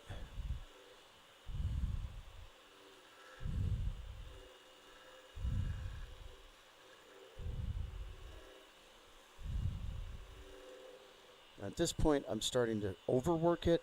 I need to stop, and we'll let the sanding do the rest, and it's not going to be much sanding. It's going to be pretty minimal. if you keep hitting it with the tool and keep hitting it with the tool and keep hitting it with the tool, you end up regretting that you keep hitting it with the tool. So, ask me how I know. At some point, you want to, well, my closing line on my YouTube videos is just one more pass means put the bowl gouge down. When you find yourself saying, oh, just one more, we'll do it a little bit more, we'll do it a little bit more, you need to stop, step away, reassess the situation. Start at 240 grit again. Let me get a clean 240. Oh, yeah. Sweet. The one I have to worry about is 320. I'm about out of 320. We're going to power sand. It's just quicker.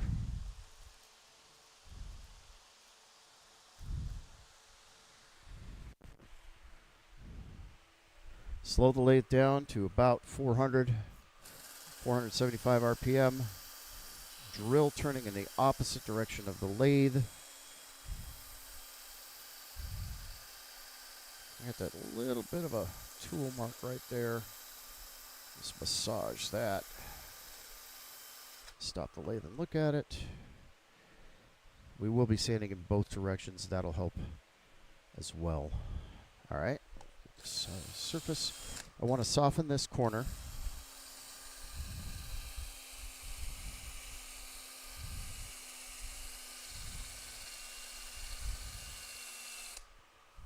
There we go.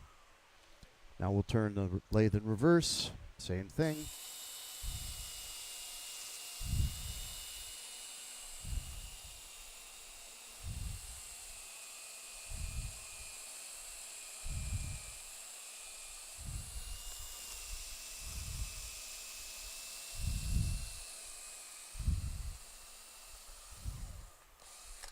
Battery's dying. I do have and I use frequently a inertia sander.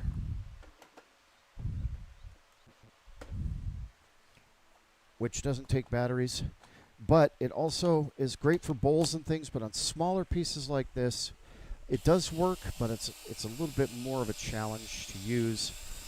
It takes a little more time, whereas the drill shaves that time immensely. And again, you can just hold sandpaper up to it. You don't have to use these techniques. They're just techniques that I have found to be effective for me. So that was 240. Oh, got a nice piece of 320. Get that ready. We'll hit that with the isopropyl alcohol again. We're expanding grain.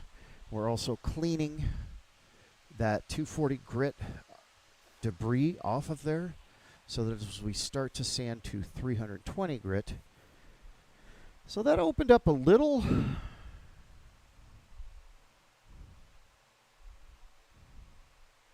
I think I'm going to leave it. I don't think I'm going to worry about it. That's part of the expressiveness of this piece of wood. I think we're going to be just fine with that. We filled it on the inside, but I don't think I want to do that on the outside. So grain has absorbed and expanded. We're about to hit that with 320, sand back that grain that expanded. This just gives you an overall smoother surface. Some people call it popping the grain, a grain pop. You're raising the grain, you're expanding the grain. It doesn't matter what you call it. It's just a method to get you a smoother surface, a much finer finish.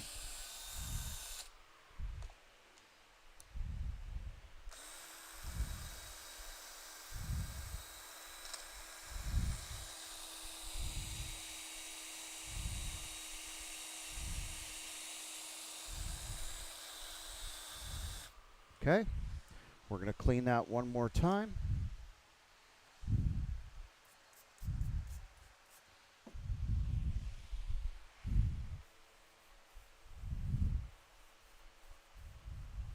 We do have a little buildup of sanding debris in that little crease.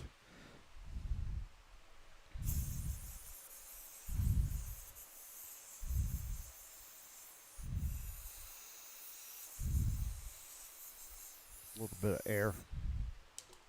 Take care of that.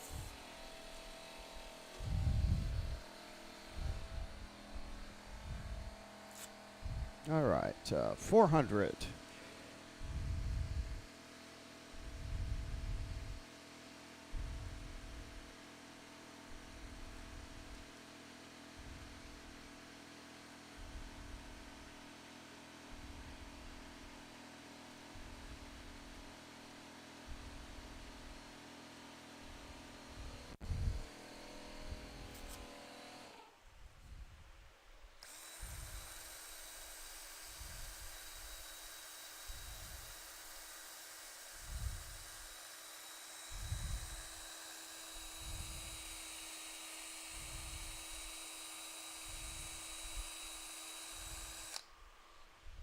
Last time for reverse.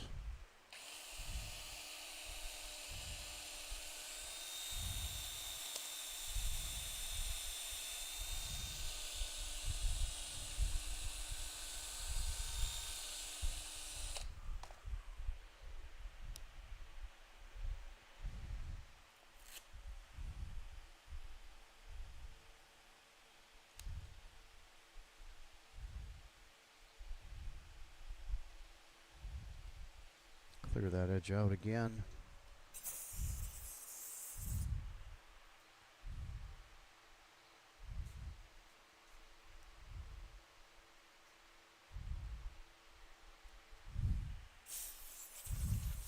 Okay, and again, we're not gonna clean that.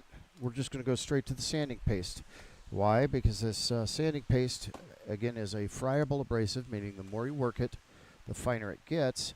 And unlike taking a piece of 400 grit sandpaper and not cleaning the 320 debris off of it, so the 400 picks up the 320 and drags it around and scratches it, this paste is just going to incorporate the 400 grit and start breaking it down at the same time as it's breaking down the rest of the surface. So it just makes the paste more effective. This is Brad's Workbench sanding paste. Again, I am sponsored by Brad's Workbench. However, even if I was not, I would tell you this is the best sanding paste, and his finishes are the best lathe finishes that I have found on the market. Brad and I were doing the same research and asking the same questions at about the same time, and he beat me to making a sanding process, a sanding paste, and a finish. I was on the same path, but he beat me to it, and in support of a fellow woodworker, I started using his products, a fellow turner. I started using his products and started telling everybody, hey, these are great products. This is a really great product. And that's why I'm sponsored, because I told people about how much I loved it. So you start your lathe out slow. With the wet part of the paper towel, you work it in there, make sure that it's evenly spread. Flip to a clean part of the paper towel, kick it up 100 RPM, and keep working it. You'll see that paper towel is dirty. I'm removing material. So I'm going to flip to a clean part of the paper towel, kick it up another 100 RPM. Rinse and repeat until your paper towel comes away clean. On most materials with Brad's, by the time you're at 1000 RPM, the paper towel comes away clean. You are no longer sanding. You're no longer removing material. And this gives such a wonderful satin finish. A very, very finishable finish. Excuse the repetitious alliteration, but a finish that accepts your final products very, very well. And we will be finishing this with Brad's Workbench Tongue Honey, which is pure tongue oil, beeswax, and carnauba wax, and it is a food-safe finish. Tongue oil is a naturally polymerizing oil, meaning when it's exposed to alcohol, it begins to form long-chain polymers and essentially becomes a biological plastic, giving you a water-resistant seal. It has been used for hundreds, if not thousands of years. It is very good finish. And as you'll see shortly, it looks really good. All right. So the paper towel is coming away clean. I'm no longer removing material. I don't need to keep running that over there. Now I do have sanding paste down in that crack, but we can get that out really easily with a little air.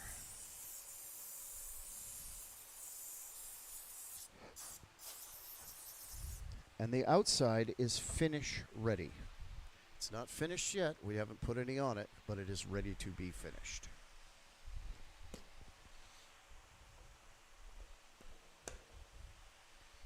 Okay, so that's a wood turner's fit.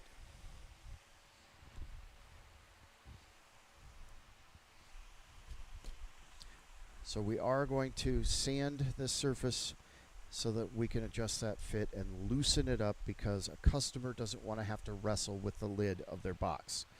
So first time I said that at a Worldwide Woodturners meeting, that I was loosening the fit of my lid, people were shocked. They, what? You're doing what? And I said, well, think about the customer. Where's it going? Who's going to use that piece? A wood turner wants it to go pop. A nice lady who carries $50 in her little wooden box in her purse wants to be able to get the lid off. Where's the piece going? Who's going to use it? This is going to be sold, hopefully, in conjunction with a ring or two from Nick Bacon. And so you want to be able to open it and get your ring out. Or rings, as it were. So there is the lid, inside and outside, complete, ready to put finish on. So it is unfinished, but it is finished turning and sanding. We'll clean. You get a little bit of your debris in there. Just clean that out. And again, that's a wood turner's fit. So we need to make sure that we sand and loosen that edge, and we'll end up with a customer fit. Munch, what are you barking at? If you're going to bark, go out there and bark, silly. So we're going to hollow the interior.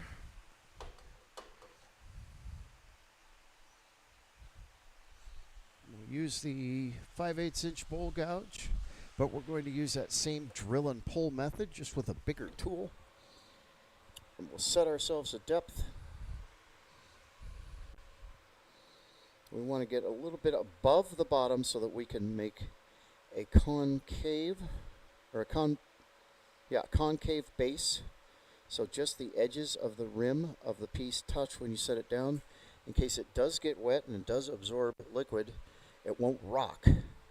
The wood may suck in some liquid and swell, but the piece won't rock. It'll still set flat on the table.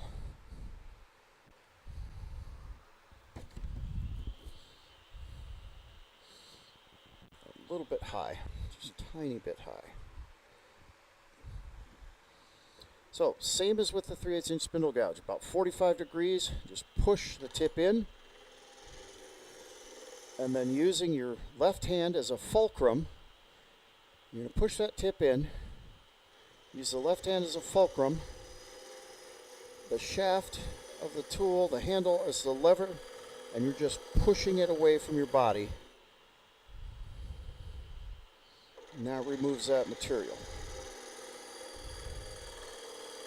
And let me do a quick camera move here so that you can see that action completely.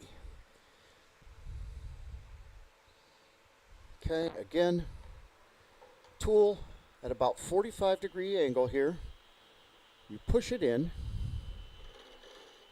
it starts to cut, and then you push the tool handle away,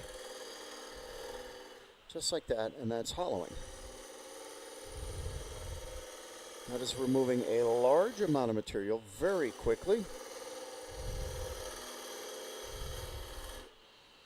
This is an end grain technique, not a bowl turning technique. However, there's not really any grain direction at this burl. It's going every which way.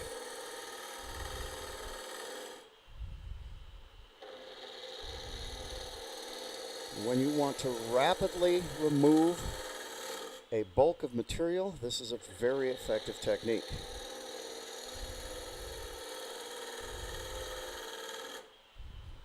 Now, one thing you'll notice is I'm using the leverage of the tool handle. A lot of people call this drill and pull, and they drill in and they pull. That's more work than you need to do. Drill in, and use leverage. Let the tool do the work. You got this nice 16-inch long handle, and I'm only about 1.5 to 2 inches across the tool rest from the fulcrum. I've got lots of leverage. I don't have to work real hard. Let the tool do it for me. All right, we're not quite to our depth. We got 3 walls. Yeah, we'll take another couple passes. Just get that bulk out of our way so that we can focus on clean surface inside.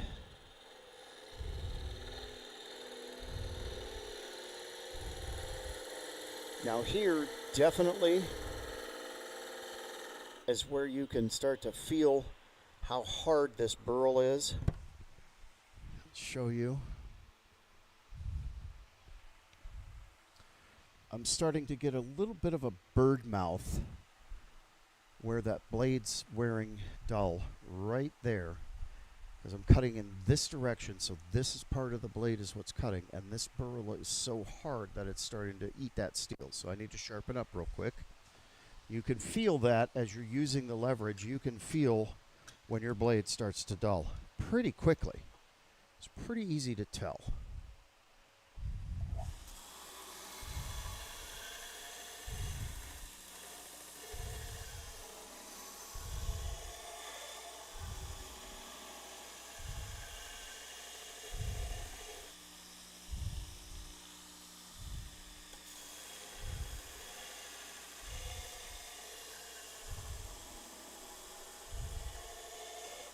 Okay, we are sharp. Bird mouth abated. We'll come in here, let's check our depth again. About 1/4 inch left to go.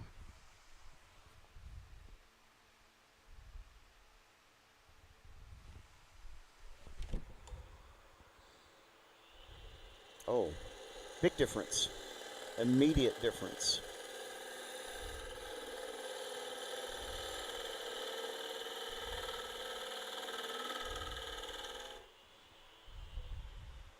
Should have done that a few passes ago. 1/8 inch left.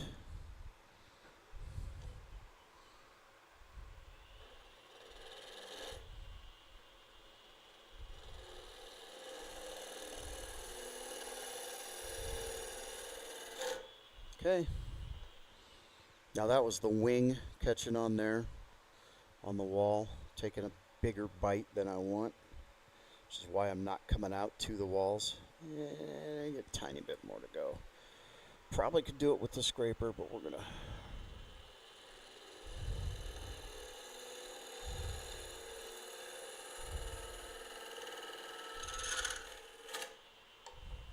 Okay, now we're gonna come in with the scraper.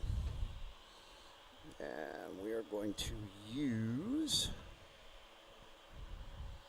this negative rake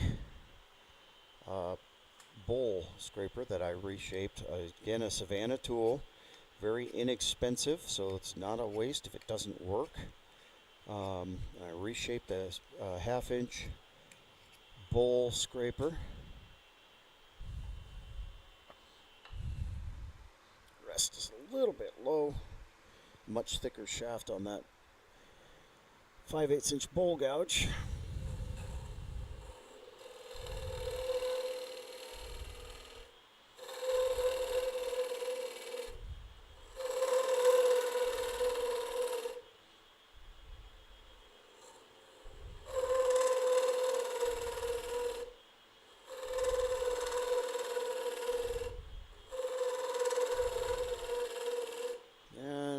Just not getting what I want off of that. Let's try the 1/2 inch. Turn it up on the side a little bit. Get more of a shear scrape.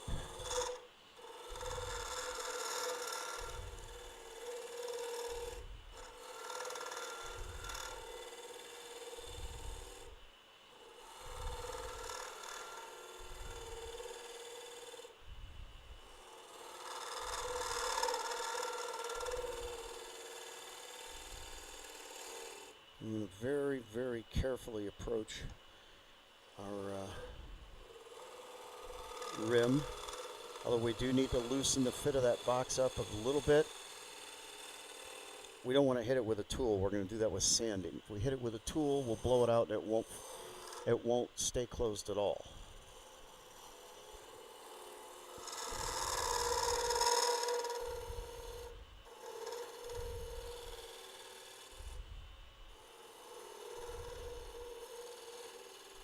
All right, I'm going to show you another tool that I have.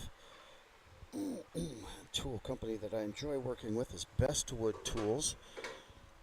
And when you get a scraper, especially over the edge of your tool rest, you start to lose leverage. So they have this box rest, which moves your fulcrum of your lever inside the workpiece here and returns you the leverage to your tool. This is extremely useful. Bestwoodtools.com.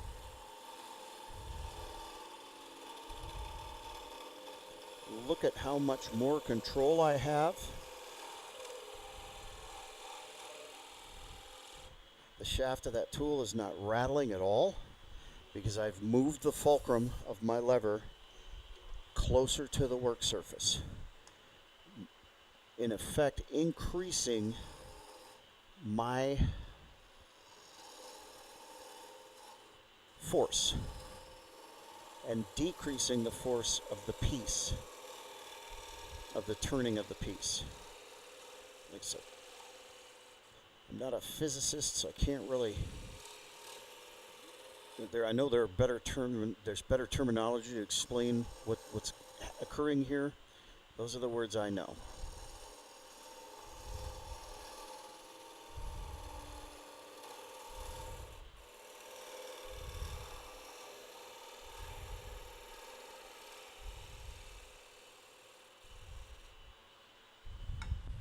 So this is a very useful tool. That is from bestwoodtools.com.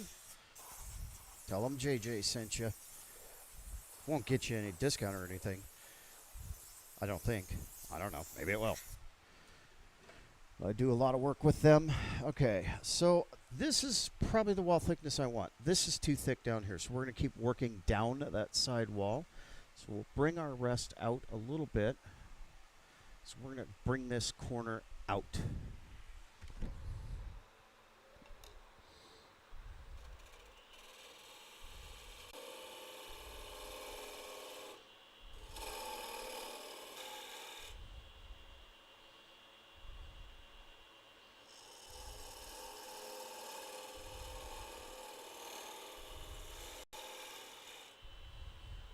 Straight into that corner like that, and just ease that little area right there.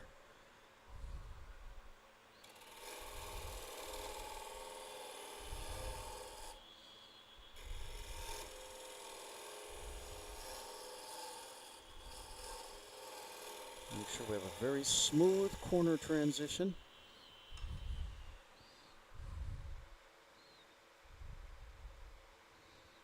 Take a look at our depth. Whew, we are exactly at the depth that I set.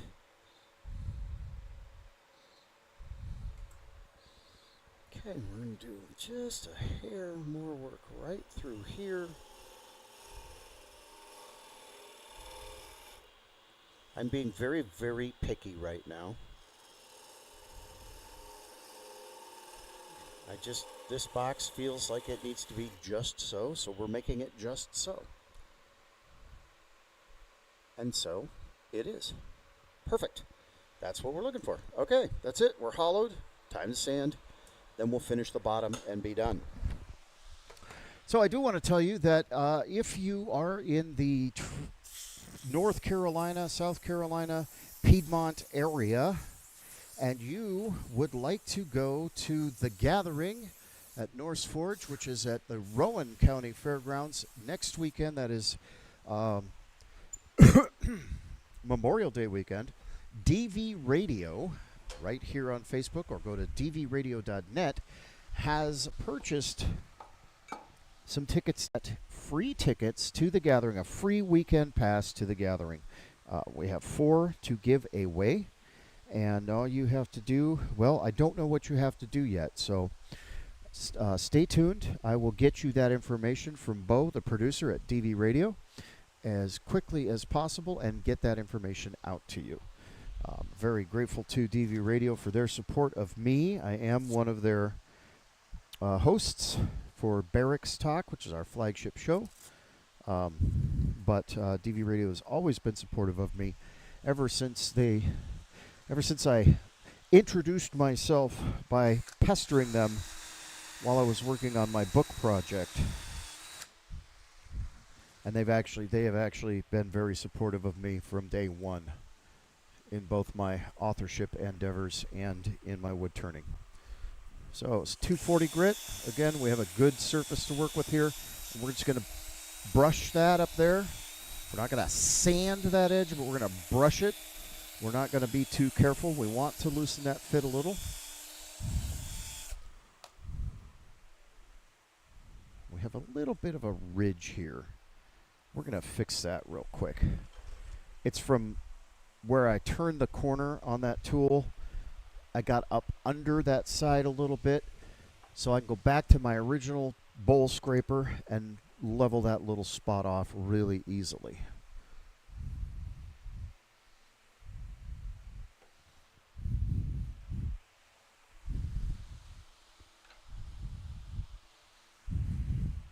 It's literally just a little transition spot right there. That's what we needed. It's always better if you can to go back with a tool and fix something like that than try to sand it. Sanding takes down all the area around it, where if you address it with the tool, you're taking care of exactly what the problem is. Something to think about. Sanding hits everything. Cutting hits the problem area. All right, sand in reverse. Drill turning the opposite direction of the lathe. Gives that sanding paper a little bit more purchase. And while we're at our lowest grit, we're going to take a second and check how that fit's going. Beautiful. Just that little bit of sanding eased that perfectly. You still get that satisfying pop. However, that's easy to open. It'll stay closed. You can pick the piece up by the lid, but at the same time, it's going to it's easy to open. That's what we're looking for. All right, I'm going to go ahead and get the 320 ready. And we're going to raise the grain and clean that.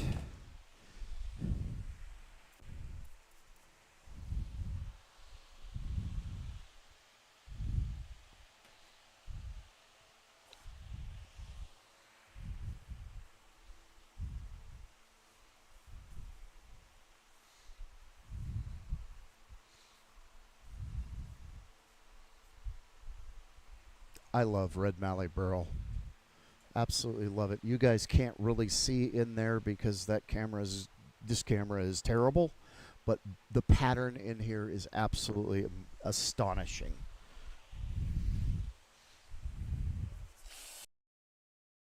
Head camera here in just a few minutes and show you. It is stunning. We're at 320. We really don't need to. What we're doing now is removing 240. We're just smoothing it a little bit more. We're not changing the shape. We're not fixing any problems. We have good, clean surfaces and clean cuts off of the tool, so we don't have to worry about trying to remove anything funky. We're just making it nice and shiny smooth now. And when you do that, when you have good clean cuts off the tool, things like that, you really end up sanding less and less, which is why I can't emphasize enough, sharp tools makes all the difference in the world. And it's safer. It is safer to cut with a sharp tool than a dull tool.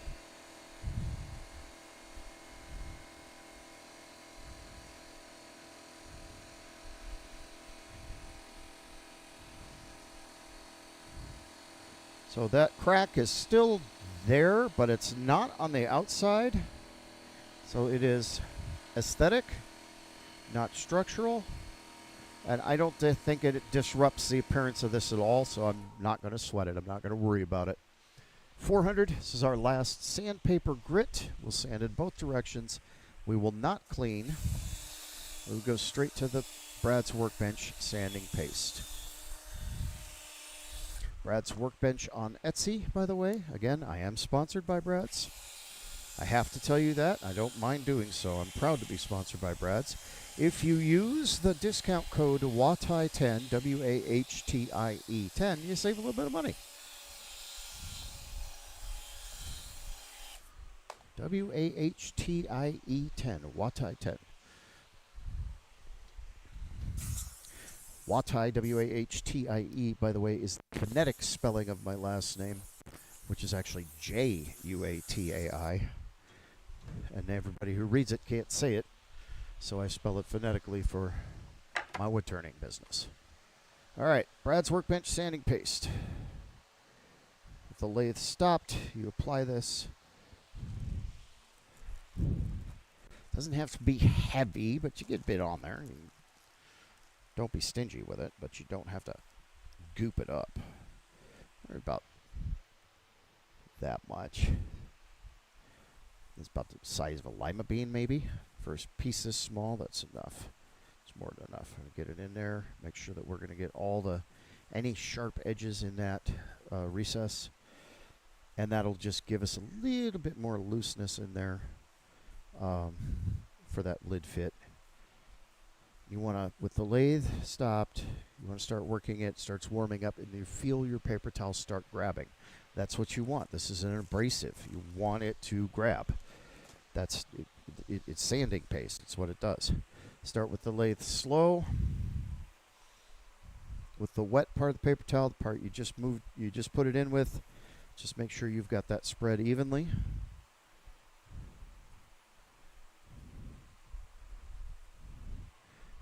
Flip to a clean part of the paper towel, kick it up about 100 RPM. Rinse and repeat. Clean part of the paper towel, 100 RPM faster, until you get to a stage where your paper towel is coming away dirty. Hang on a second. Or your paper towel is coming away clean. Paper towel's still dirty right here. You'd see there's some funk on there. So it's removing material. That's wood. Once it comes away clean, you're no longer removing material. The sanding paste is not sanding. You're just buffing.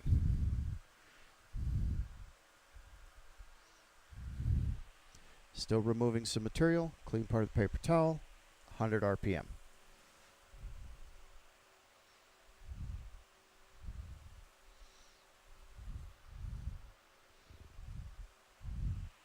And we're about there. In my experience, depending on the wood, by the time you're at 1,000 RPMs with Brad's Workbench, you're done. It's no longer removing material. It's done its work.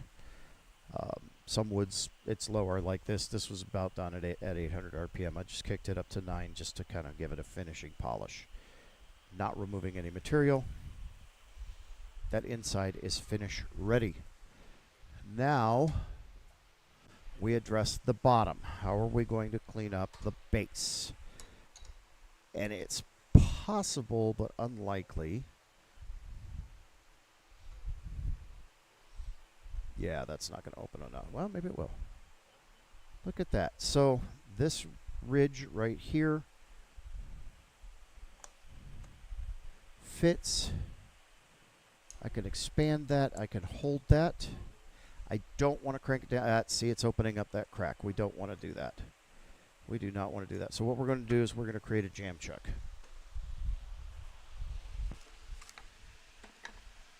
We got a nice piece of cherry here. Beautiful. Nice piece of cherry from my bucket oak cutoffs. It's got a crack in it. Not going to matter. We'll get that in the truck. Crank it down.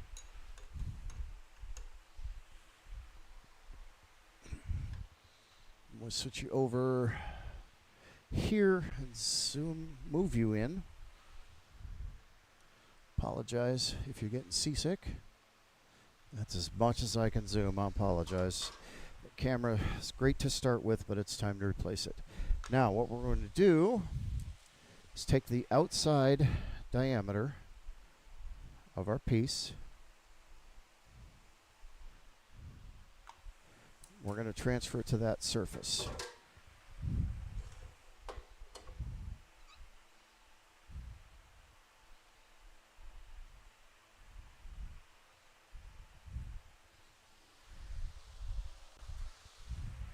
Hi, Munchie.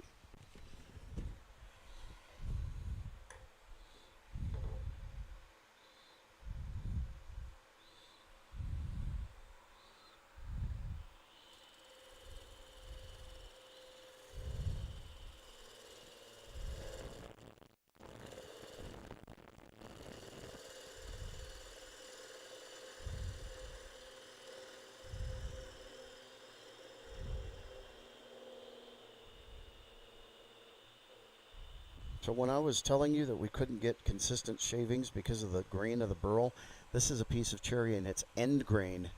But you can see I can get a nice long string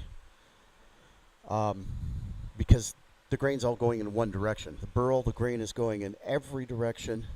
Oh, I guess I'll show you over here. So I've got nice long strings. On the burl, the grain is just going everywhere, every which way. And you're not going to get strings like that because it just there's no single grain direction. It's just going everywhere.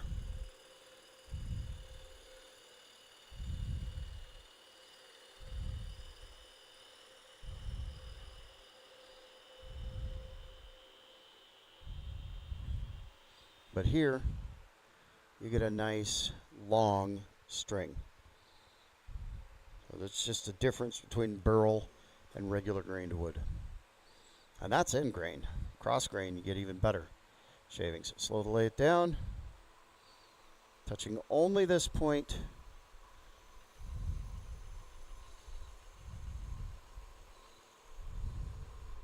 There we go. Now you don't touch the other point, right? You touch this point, that's pulling the tool down onto the tool rest. If I touch this point, it's launching the tool toward me. That's why we do it that way. All right, what we're going to do is we're going to sneak up on that. We're going to use our 1/4 inch scraper, and we're going to cut a groove. We're going to cut it inside. You can see that's not a 1/4 inch thick, so that'll be much wider. And we're going to very slowly work out to that edge so that that just slips in, and that'll hold it in a jam. That'll make sense in a second. So we're just going to come straight in to the end grain here.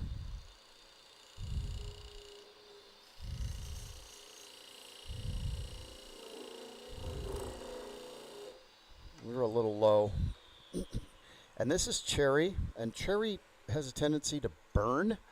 I need to slow the lathe down a little bit because I'm cutting dead into the end grain, and I'm going to sharpen. I'm just going to raise the burr on my parting tool here.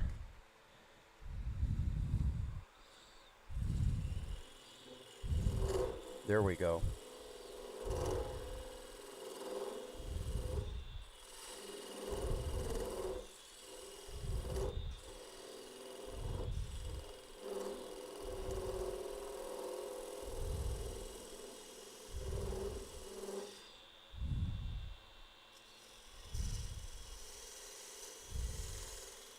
All right, that should be just a hair too small. Perfect. Just a tiny bit smaller than we need. So we'll just sneak up on that again, just like we did when we were fitting the tenons for the lid.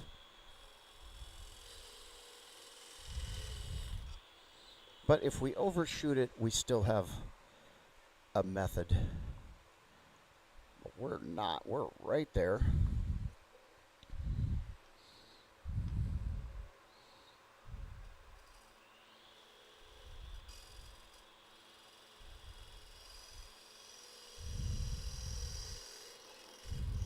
Sure we have a nice flat bottom.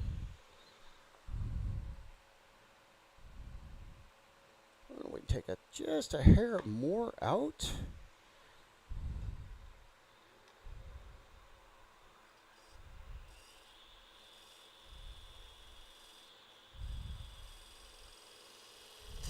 Uh-oh. That might have got us too big. We'll see.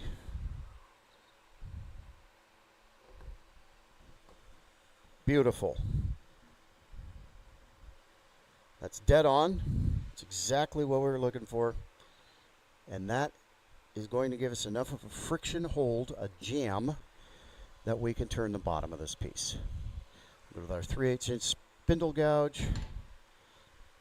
Well, let me sharpen that real quick.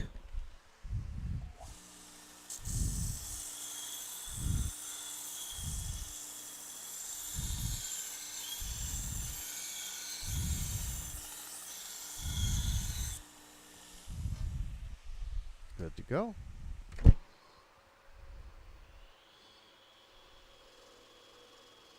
We'll take light cuts, just a hair up high.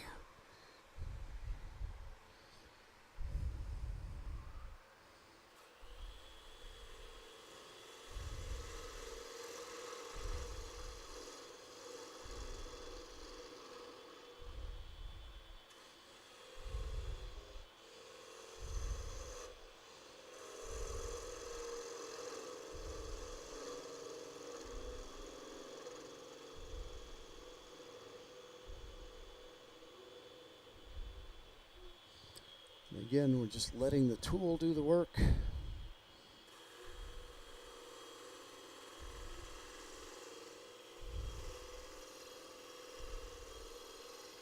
So we're getting a ribbony cut here, but it's, if you compare the cherry to the burl, there's the cherry, there's the burl. So I get nice long ribbons from the cherry. I get little truncated ribbons from the burl. It's just not comparable because there's no consistent grain direction. The grain goes everywhere. And if you understand that, if you understand that you're not cutting straight, long grain, but you're cutting whirly, twirly, burly grain, you cut a little bit differently. You think about the wood a little bit differently. It moves differently. Burl doesn't move in one direction. Grain, straight grain wood moves with the grain. Burl moves however it feels like. So remember I said we're going to undercut this slightly.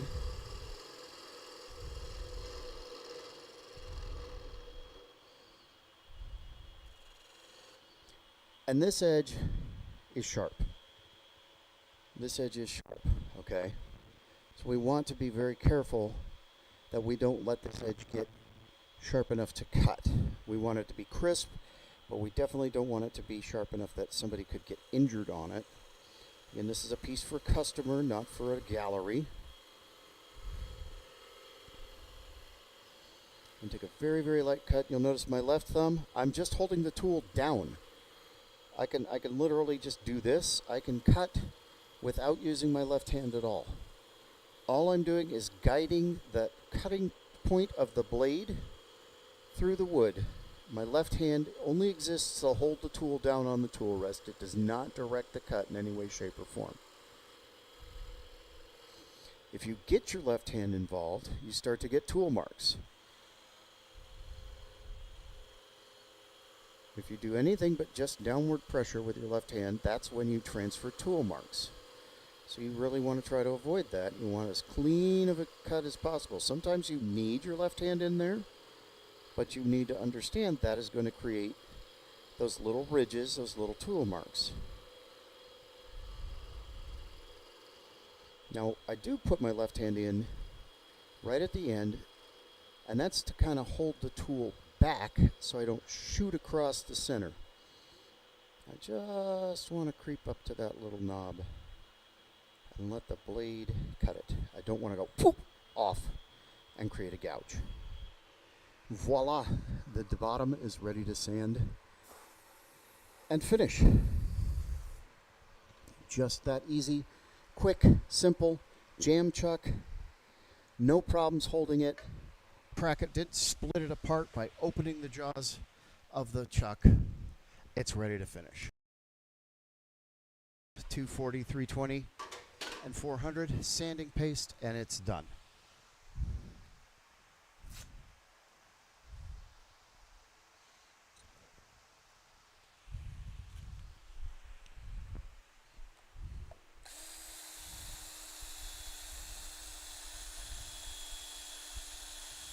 So we'll soften this little edge, just like that. That's all it needs.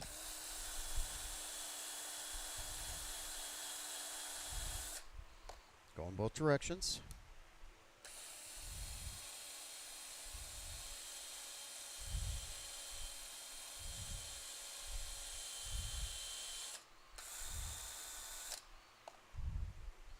All right, we'll hit that with the alcohol, clean it.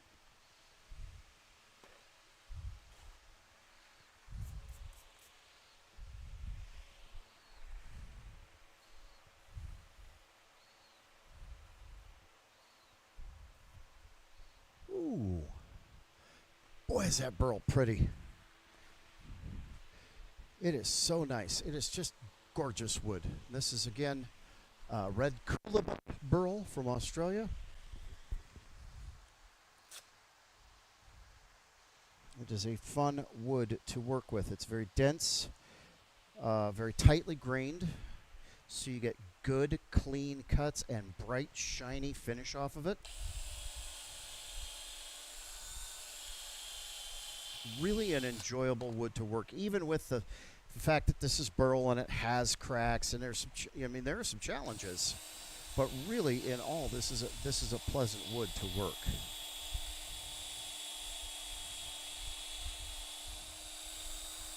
As is red mallee, also pleasant to work. Red gum, which I turned a little bit of yesterday. Red gum is another Australian wood, and it is beautiful, but it is very challenging to work because it has inclusions throughout, bark inclusions, and a kind of a resin, like a almost a plasticky resin inclusions throughout the grain, throughout the body of the piece of wood, and you never know where they are until you find them, and they're very challenging to deal with. 400. But Australian red gum is another incredibly beautiful wood.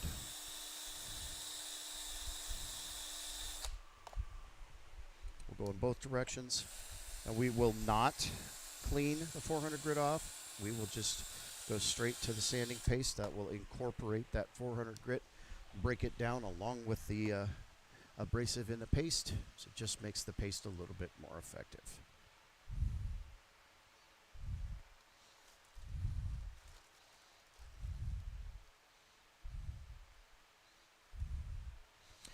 So once again, if you are in the Triad, the Piedmont area of the country, Virginia, North Carolina, South Carolina, heck, even over in northern Georgia, northeastern Georgia, Tennessee, Kentucky-ish area. If you are wanting to come to the gathering, Norse Forge gathering next weekend, that's Memorial Day weekend, but you can't afford tickets, you just don't have the ability to purchase tickets, DV Radio is sponsoring 4 guests. I will be providing details, as will DV Radio, here shortly.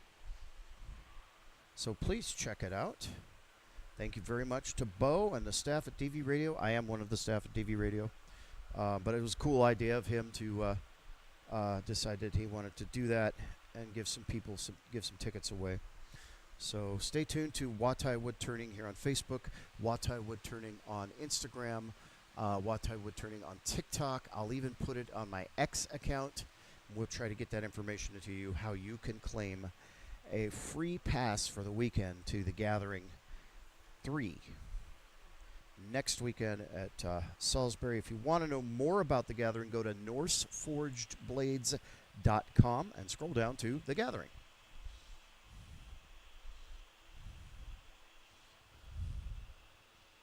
Okay. We've done. It's done. It's not removing any more material, just buffing. So we're going to pull it off the lathe.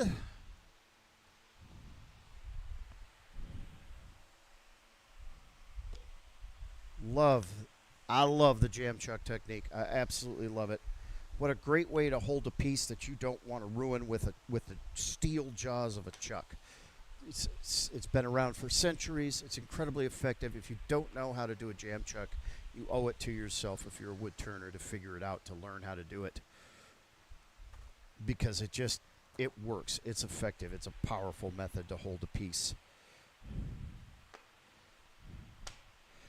So, we're ready. Let me blow this off.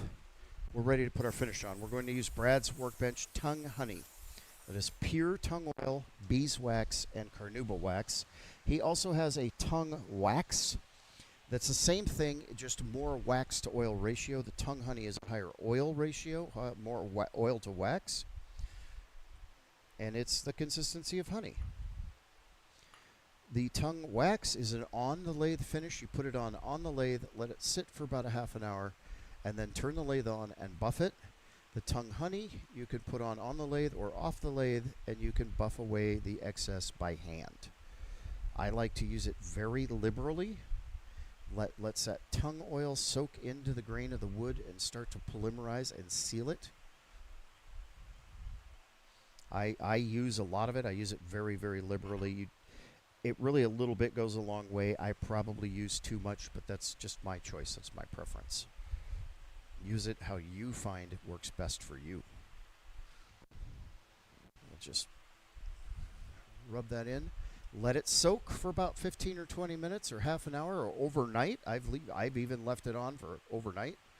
It's not going to hurt it. Once that starts to polymerize, any excess you're just going to wipe off of the surface. But you get this wonderful, warm, satiny, glossy glow. And then if you put this on the buffing wheel, it really pulls out the color and the shine fantastically. So there it is. There is a red Coolabah Burl ring box or lidded box. This again is going to Nick Bacon's booth at the Gathering next weekend. That's Memorial Day weekend. To sell as a part of with a set with one of his rings or two of his rings. But it's just a lot of fun. This is a fun wood to work, and it's a treat to work it. And I'm glad that I managed to get my hands on some pieces of this to work. So that's all I've got for you guys right now. Thank you very much for joining me. We're going to go ahead and end the live so that I can talk to DV Radio, and we can figure out exactly how we're going to give away those tickets. So again, thank you very much for joining me. I really appreciate it. It's been a nice couple hours here, just taking our time and working through this piece. If you have any questions, feel free to message me, comment on the video if you're watching at a later time. I get notifications of those. You can also go to wataiwoodturning.com and get a hold of me there through Facebook, through X, through TikTok, or by email. So thank you very much. And remember, just one more pass means put the bowl gouge down.